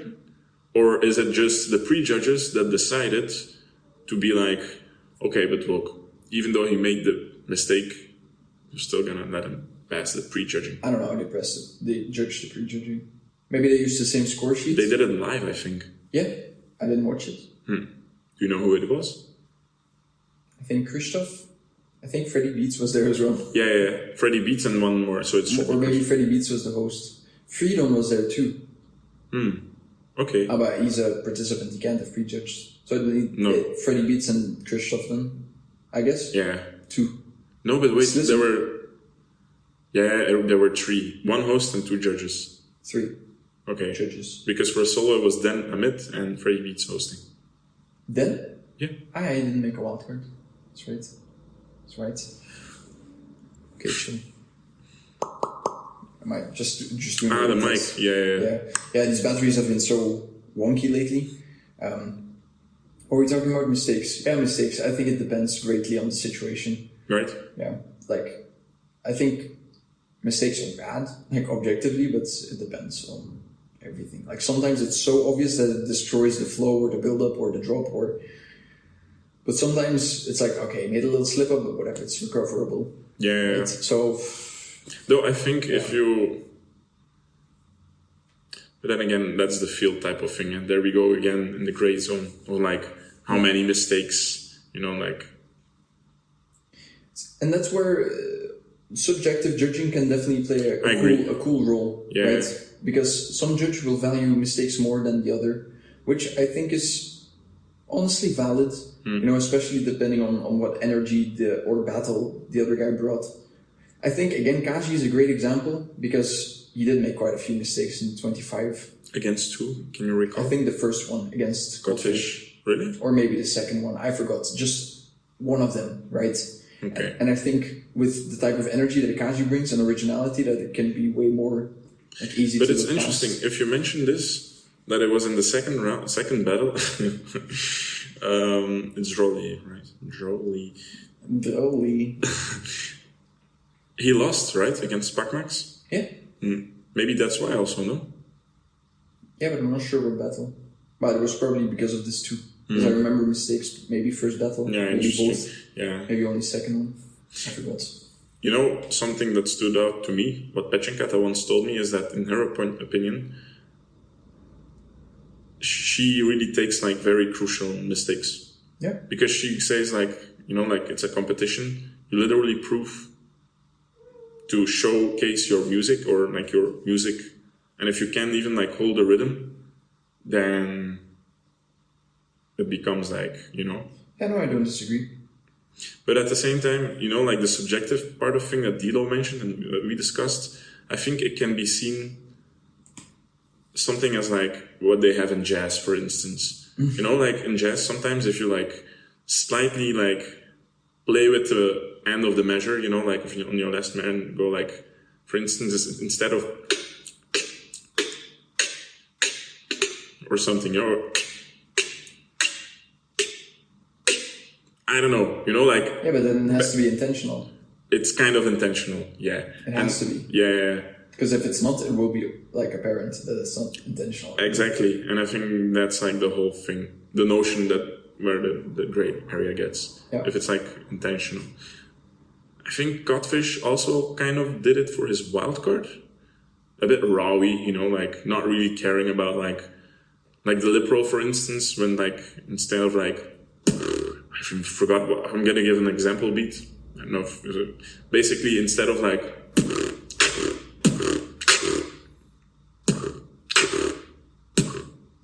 no man, watch the wildcard, okay? Watch the wildcard, you know what I mean. The lip roll sometimes went a bit sloppy, or not sloppy, but I don't know, like not as you can tell he's like really like not really caring about whether the and the are like equally very like tight, Sometimes one goes a bit loose, not disturbing, not really disturbing, I would say, but I think it disturbed you, man. It disturbed me in the wild card, yeah. I can tell. In the wild card for sure, but yeah, in the wild card, but that kind of thing, I can imagine it's a choice. I talked to Godfish very briefly at GBB 25. Yeah, 4 he wasn't there. GBB 25, and I asked him if he wanted to do it again next year, and he like convinced me immediately that he was in it just for the community and the music. And like when I watch his wildcards as well, it's like whatever. Like I can see he's just doing his thing and having fun, Yeah. So that's a beautiful thing, right? That's very. I didn't even mention the art in our hearts. No. Having fun is a beautiful thing. Hey man, before we end this podcast, did you say amen? Like a man or amen. Amen, yeah. Yeah, amen. I still don't know it. It's subjective. You can interpret it as amen as much as you want it. We almost touched on this topic earlier, and I was glad you kind of brought it up. Football, Soccer. fighting, something fighting. I can't remember. In my second to last episode, I talked about something that we've talked about, that I've talked about in live streams, and I think it can be such a viable thing, and I want to talk about it with everyone I can to get this moving. Okay. What is it? Beatboxers fighting each other. Oh shit. What do you think? MMA or boxing? I specifically talked about boxing. Okay. Because I can't see everyone going into MMA, you know. MMA is fucked up. MMA is crazy. But let's talk boxing matches. I mean, sure. Yeah, why not? I just think like we don't have... What? Do you want to fight me? Yes! Of course! What the fuck? I think for our community it's not gonna... No, don't say it. But we are hip-hop, bro. Yeah, but boxing, everything's hip-hop. Community, we don't Everything in your heart is hip-hop. If you had to name one beatboxer right now who would be down to do a boxing match against another beatboxer, who would it be? Against you? No, not me. Just two people who be down. Yeah. I mean, I know Frosty would be down to fight, for sure. You think Frosty would get in the ring and box? Bro, he would fight for sure. I mean, last time I boosted no, not last time, the one time before in the UK, they were not fighting, but they were doing like, I don't know what they were doing, bro. I don't know, head bumping. I don't know, together with Milky, yeah, and playing like those games, you know, where you like hit each other's knuckles and stuff. I can imagine UK people. UK for sure, yeah. So I don't know, bro. Frosty and Milky. Yeah. See, would you pay for this? I mean, I would go and see it, but see, the whole thing with it is, I just think we're not that famous as a scene to have that. But YouTubers, you know, it was a different story. We don't have an audience. Look at my audience. What do I have, bro? Don't say that. What do I have, bro? I only have I have Sta beatbox. Shout out Sta. Yeah, shout out Sta. Shout out Sta. Bro, don't say that. I want to make it Is happen. it Sta or Sta? Or Or is it Stab? Stab BX. No, Sta. Sta from... Where is he? Do you know? I don't know where he's from. I'll just go from... Sta from Belgium. Welcome to the stage. Sta from... He's your fan, man. I mean, honestly, he kind of also looks like me. Wouldn't you say? Yes. Like judging from like the small pixel on the yeah, right exactly. there. Yeah. Yeah, man. Who would you fight? I would only fight if I get paid. Otherwise, I wouldn't. Do it for the culture. Do it for the hip hop community. Give me something. Who would I fight? Yeah, let's say you get For paid. money. And Yeah, no. give me the beatboxer and the amounts of money and ask me if I'm going to fight. Hey, man. From your heart. But then can't I just fight from my heart? Yeah, but who would you fight? I wouldn't fight anybody, bro. I'm Really? not a fighter. But if you give me money and tell me a name, maybe I'll think about it. Okay, let's put it black and white, because you like black and white. Yeah. If you had to fight anyone in the beatbox community, who would it be? Then I won't fight. That's the great answer. No. But you can. If you had to fight someone in the beatbox community, The opposite of having is not to have. Black and white. you're not making a point here. I just You wouldn't. don't have to answer, it's fine, but No, that's not I just wouldn't fight, you know? Look, if you say to me, okay, fight someone or, I don't know, your brother will die, even though I don't have a brother, then, okay, maybe I would. But you're not fighting anyone. I'm just saying if you... Let's say your brother... No, but it's like telling you, like, okay, would you be like, down... What plane would you be down to fly? Which plane? What? Yeah, like, you don't even want to fly a plane, right? Exactly. No, That's no, how I feel when no. you ask me the question. Ryanair? No, you actually flying the I plane. would fly a Ryanair airplane. But that's not the how do you say it? Mac? That's not the. Yeah, but I don't know airplane brands. You know, beatboxers. Whack example. Try again. No, but it's fighting. I don't know fighting beatboxers, bro. No, I never fought. What do you mean? No, but You're asking me again, something. you don't have to answer this. But my point was, if you had to pick a beatboxer that you would have to fight. For what reason? No, man. Then I don't fight. It's that simple. Why don't you fly a plane? Exactly. It's just a hypothetical question. I have no one in mind. Okay, sure. Okay. Then I don't answer. Sure. You could have just said that. I don't know. What the fuck? I don't. Yeah. It's fine. If you put something like on the line, then if I have to, sure. But then I feel. If I were to hypothetically again put something on the line, then you would hypothetically choose a beatboxer But only after. the reason why I something on the line. say what on the line, because that on the line will determine who, you know? Really? Yeah, of course, because I don't want to fight. That's the whole point I'm trying to make. Like, if you put something on the line and a beatboxer, then I'll be able to tell you, because I'll have to know what it's worth. It's something I don't do at all, you know? Yeah, but it could be like Play the hypothetical, play something who and something on the line. And then I'll tell you if I would do it or not. That makes sense as a hypothetical for me, because otherwise it just doesn't make sense. I don't fight, you know? shit. Okay, who would you fight? Who would I fight? Yeah. I've answered this in my own podcast. Me. Yes. I would fight you. I would fight. Who else did I mention? Again, it's hypothetical. Like it's just like in my mind. It's Why would you something- want to fight, if I may ask? Or why? Yeah, you enjoy fighting? Yeah. Who have you fought?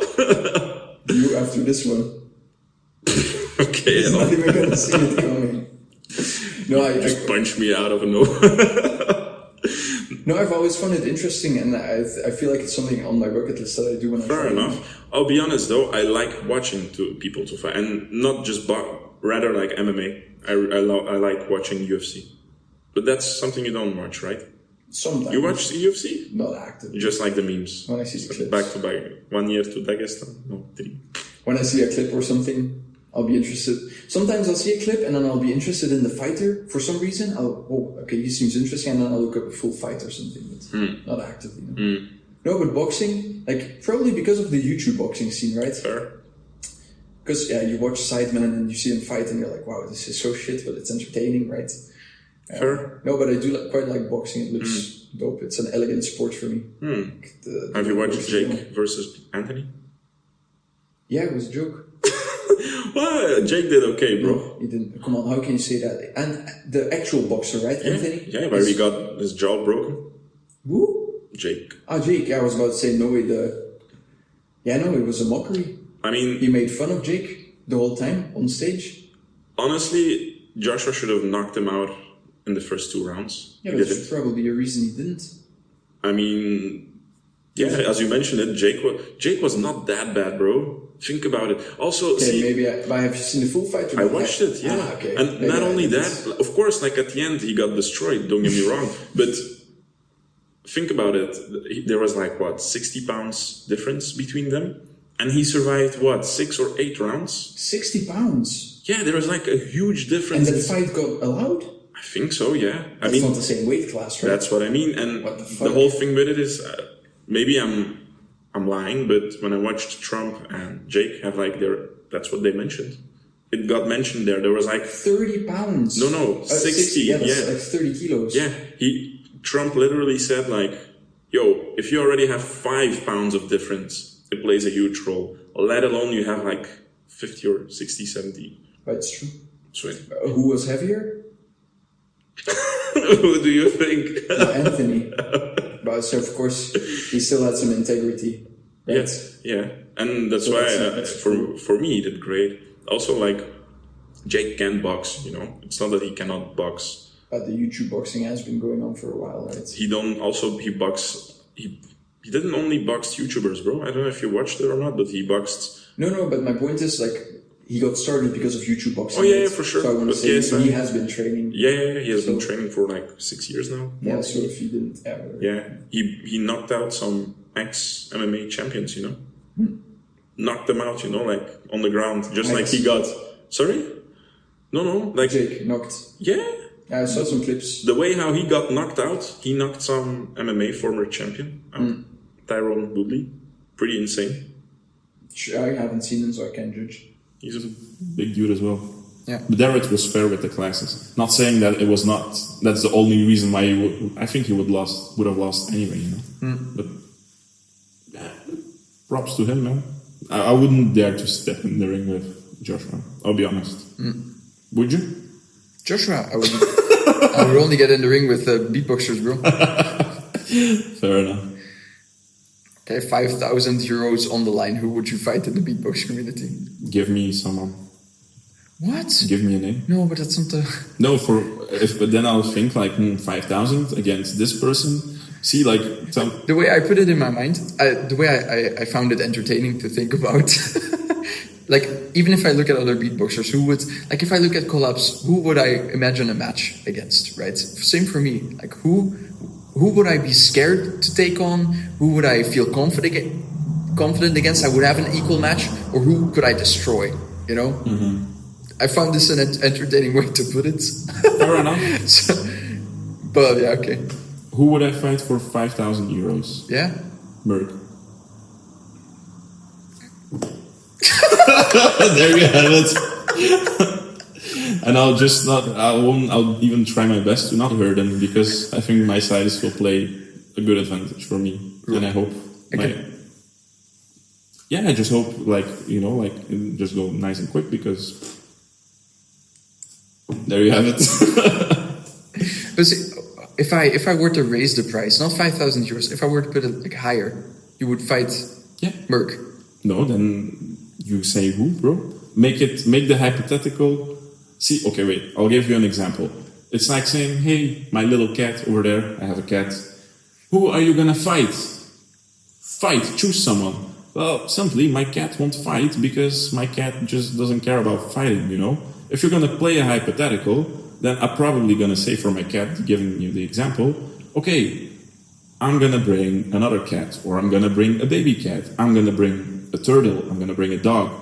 Are you then gonna fight? And then I'm gonna watch, and maybe she fights, maybe she doesn't, maybe they become friends. That's what I'm trying to say. If you want to make your hypothetical, just put something that's relevant for me, because fighting for me is not relevant, you know? That's what I'm trying to say. Like, even if you try to put a situation on me that I don't really care about, so then I cannot give you a hypothetical because there are no stakes for me. If you give me a hypothetical, make sure there are stakes for me, and then I'll be able to give you. In this case, why I gave you Merc is because it's going to be an easy match, and $5,000 I can take every day, I assume. So, and I think Merc, okay, bro. Yeah. I think I can win from you, okay? That's what I think. Yeah. Make it relevant, you know? Give me an amount and then I'll tell you who, and yeah. I don't understand. Personally, okay. I don't understand. No, I understand you're not interested in fighting, but who will you... If you don't want to play along with the, yeah, no, it's fine. Who will you play golf with from the community? Who will I play golf with? Yeah. Colin Effects. Ta-da! Answered your question, because he's good at golf. Okay, who would you play? No, but see, that's what I mean. I just answered your question. Okay, you tried to give an example. I answered it because you gave me a hypothetical, because it's so random. You don't have to be interested in it. If you don't want to answer it, that's fine. And I understand your point of not being interested in actually fighting someone. For me, it's like, if you had to fight someone and you had to pick someone right now, if you don't want to play along with that, that's fine. But yeah. But then I don't play, I guess. For me, it's funny. That's all. For me, it's entertaining. Sure. Fair enough. But right? If it's not for me, then I cannot give you something that's not, you know. If it's not relevant for me, then I cannot force it to be relevant. No. I understand. The same with golf. It's not relevant for me. Okay. But that's what I mean. Like, forget the 5,000. You could have said Merc, because I think I can take him. That would have been a valid answer for me, right? I mean, not that there's an invalid answer. Yeah, that's what I'm trying. What's invalid then? You know? But that's the point. There's no valid. It's just like... So you're just trying to force me into your game? Yes. Okay. No, I think you have a very specific view on this, which I'm not trying to take away from. Look, if you don't want to, I watch debates, you know, I watch Sure. people debate, and there they give hypotheticals, you know? Because if you give like, after a debate, you give like a hypothetical, like a scenario, and there you can like ask, because you're asking me in a game, I assume, my opinion, right? You're asking me of something. Am I correct or not? You're asking me what my view is on something. Like, who would you fight from someone from the sea? I don't think that's necessarily a view. Then what are you asking me then? Who would you fight from? For what Repeat you reason? mean? For a game? I guess, yeah. Okay, nobody. It's like I don't participate then. There I have it. okay. I know. You said Yeah, this from the that's beginning. okay, yeah. No, that's what I'm saying. You have a very specific view on it. I guess if I'll tell you where I'm coming from. If Sure. you tell me something like, what would you do in a certain scenario, then I assume you're asking my authentic response. And so if you ask my authentic response, then I'm going to tell you what the authentic response is. That's it. sure, You know, and that's why I say, like, if you want it to be relevant for me, then put something in the line. Otherwise, it's just irrelevant, you know? Yeah. And I can just say anyone, Big Ben. But then, for me, it's like, I don't see the fun in the game, you know? okay. If that makes sense. Yeah, no, to each their own. No, yeah. Like for me, it's like GBB, last GBB, I think. Yeah, do you remember 24? You were there. Outside, they had like the orange banner, and sometimes Peponi and Paul, I think, were doing interviews, Yeah, I think I saw some of them, yeah. and they were asking these hypothetical questions. Who would you fight? Imagine. Did they ask this? No, but that would be funny. What did they ask? Do you know? Hypothetical, irrelevant stuff. Can you remember For some? instance, not this one, but 22-25, they got me apart and they asked me 3 different questions. Something GBB related, something, why am I happy to be back or whatever. And then they asked me, who would I most likely want to survive on an island with? Oh, that I remember, yeah. But see, survive on an island, that's relevant. That's what I'm trying to say. It's like, choose someone to go, that's survive, you know? And this you would answer. Yeah. I don't understand. No, because it's relevant. It's you have to survive. If I have to, Surviving on an island is relevant to you. more relevant than someone choosing to fight with. Why would I want to fight with someone? Why would I want to survive on an island? You get put into the scenario. There you have it. You want to survive anyways. You're alone on an island and you have to fight one of the beatbox community. Okay, now you're saying Really? But not really. Why do I have to fight it? Just say, why do I have to fight He's it? gonna steal your coconuts, Okay, man. there you have it. Then, yeah. Who are you? Probably because I'm Finland, yeah. You throw him in the tree and he gets your coconuts. Yeah, okay. Shit. That's what Yeah, I mean. whatever. Just make the scenario relevant and I'll give you an answer, you know? Yeah, I can't get behind it. I understand what you're saying, but for me, no. Yeah, like, fair. if someone came to me and asked, hey man, who would you Let me fight? ask For you, me, wait. it's fun. For me, I would answer and entertain it. Okay, say something you don't like at all. I'll try to give you a similar, I don't know, an activity that you just don't care about. I understand your point. I just I want don't to see think- how you would answer to it. Sure. And not Golf? only that, You did golf. Do I don't you- care about golf. Fuck. You gave your example, man. no, okay, but you don't care about it? Sure. And you mentioned call and effects, right? Do you know him? No, probably not. I think I know. But anyways, Yeah, sure. you mentioned him. What, and I don't mean this in a bad way, but what did you get? What was the fun in that? I'm just generally curious. What fun did you find in it to answer that question? Hypothetical? Yeah, the game. And you actually found that pleasant? I'm curious. No, My toenails kind of curled. I'm curious. Did you actually found that fun? You know? Yes, sure. To answer call and effect. For me, it's funny. It's funny that you find the island thing more relevant because, like, for me, that's a similar question, right? So for me, it's like it gives you this weird, wacky I'll thing to think tell you about. Yeah, why. You mentioned you have to, and I know it's like a condition, but it's just I cannot give you like. Look, if I find it fun, the reason why this would be fun to me, and that's the subjective thing, because for you, apparently, me asking you who would you play golf, and you say Colin is fun. The reason why for me that's not fun is because like, it's like saying, look, a candle, and then I say, look, candy.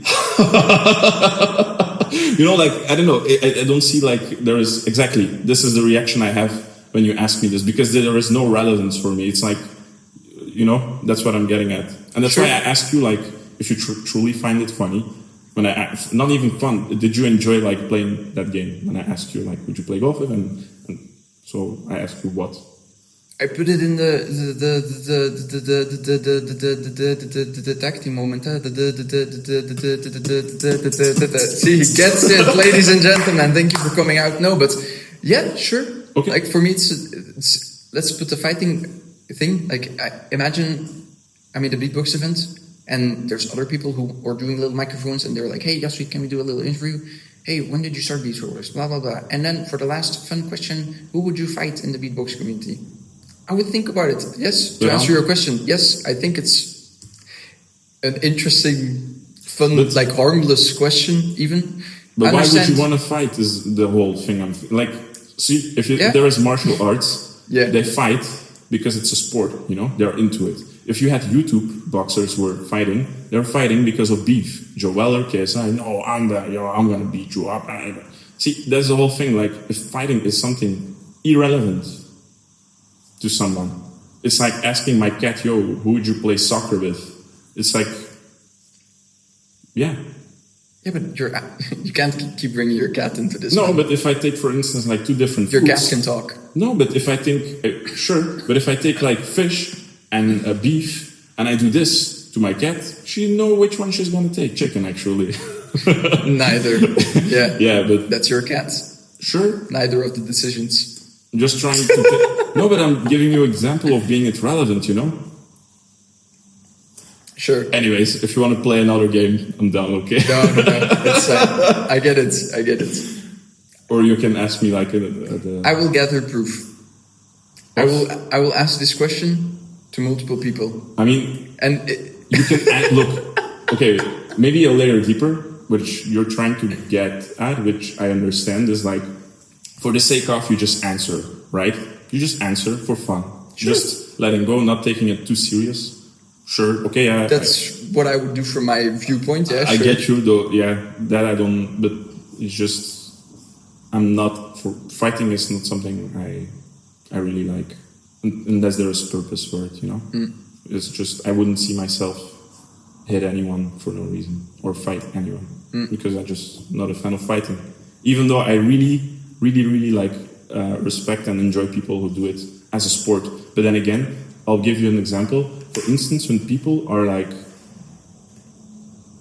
done? Damn. What? Was it cooked? Nee. Waarom is mijn phone opnieuw aan het opstarten? Is hij van nu aan het gaan? Ja? Mijn phone is opnieuw aan het opstarten. What?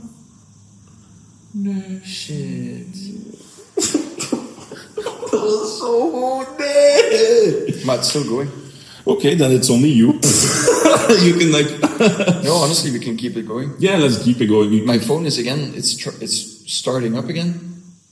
You think it's still filming? No way, I don't believe But it's definitely not capturing the audio anymore. Okay. It's capturing the audio from there. But okay, you can just put like a picture of my head. You know, like my picture, this one. Oh, that's so stupid. It's still starting up. I don't understand. I think it's getting battery from the microphone back into the phone. Oh.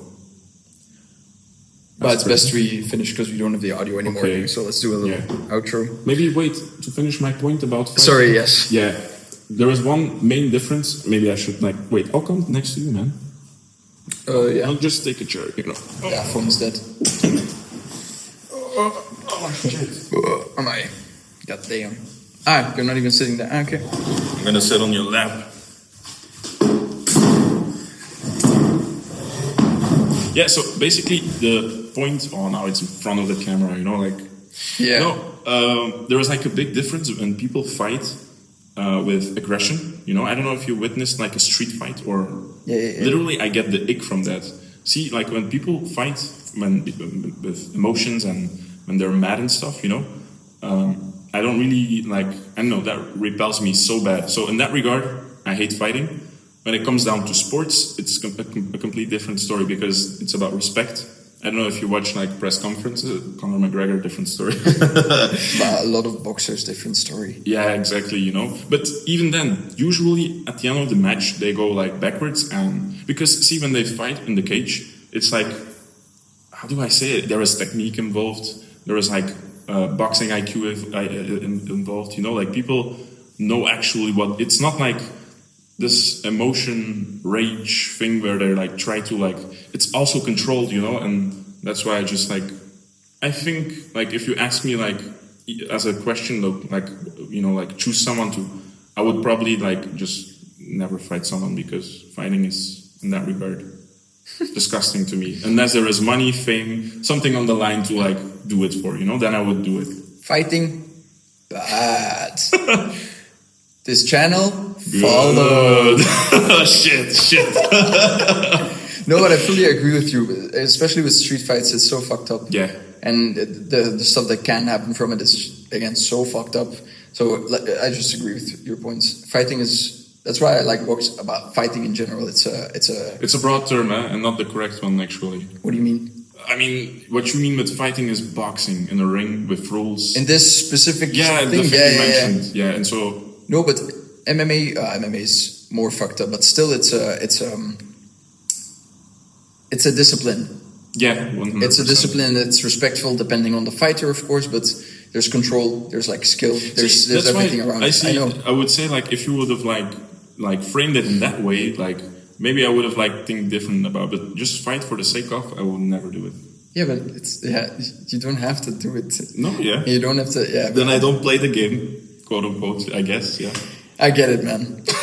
We can agree to disagree. This was episode 5 of the Jasweet Lounge podcast. I'm sorry for the bad audio at the end, and maybe the bad audio throughout the whole podcast, because this is the first experiment with these little microphones. So we'll see. It's going to be uploaded anyway. The full uncut version will be available for everyone. So enjoy this whole fucking video. Follow Stan. I'll put his links hidden in an encrypted file in the description. That's exactly what I wanted. Don't follow him. He doesn't want it. So I'm even like more undetected and private. I'm underground. If you have anything to say.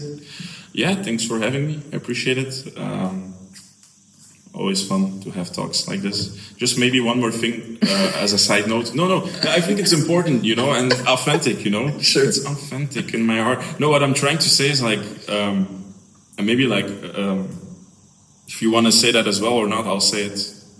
No, but basically, it's funny to me that we like before the conversation, before the podcast, we're having like,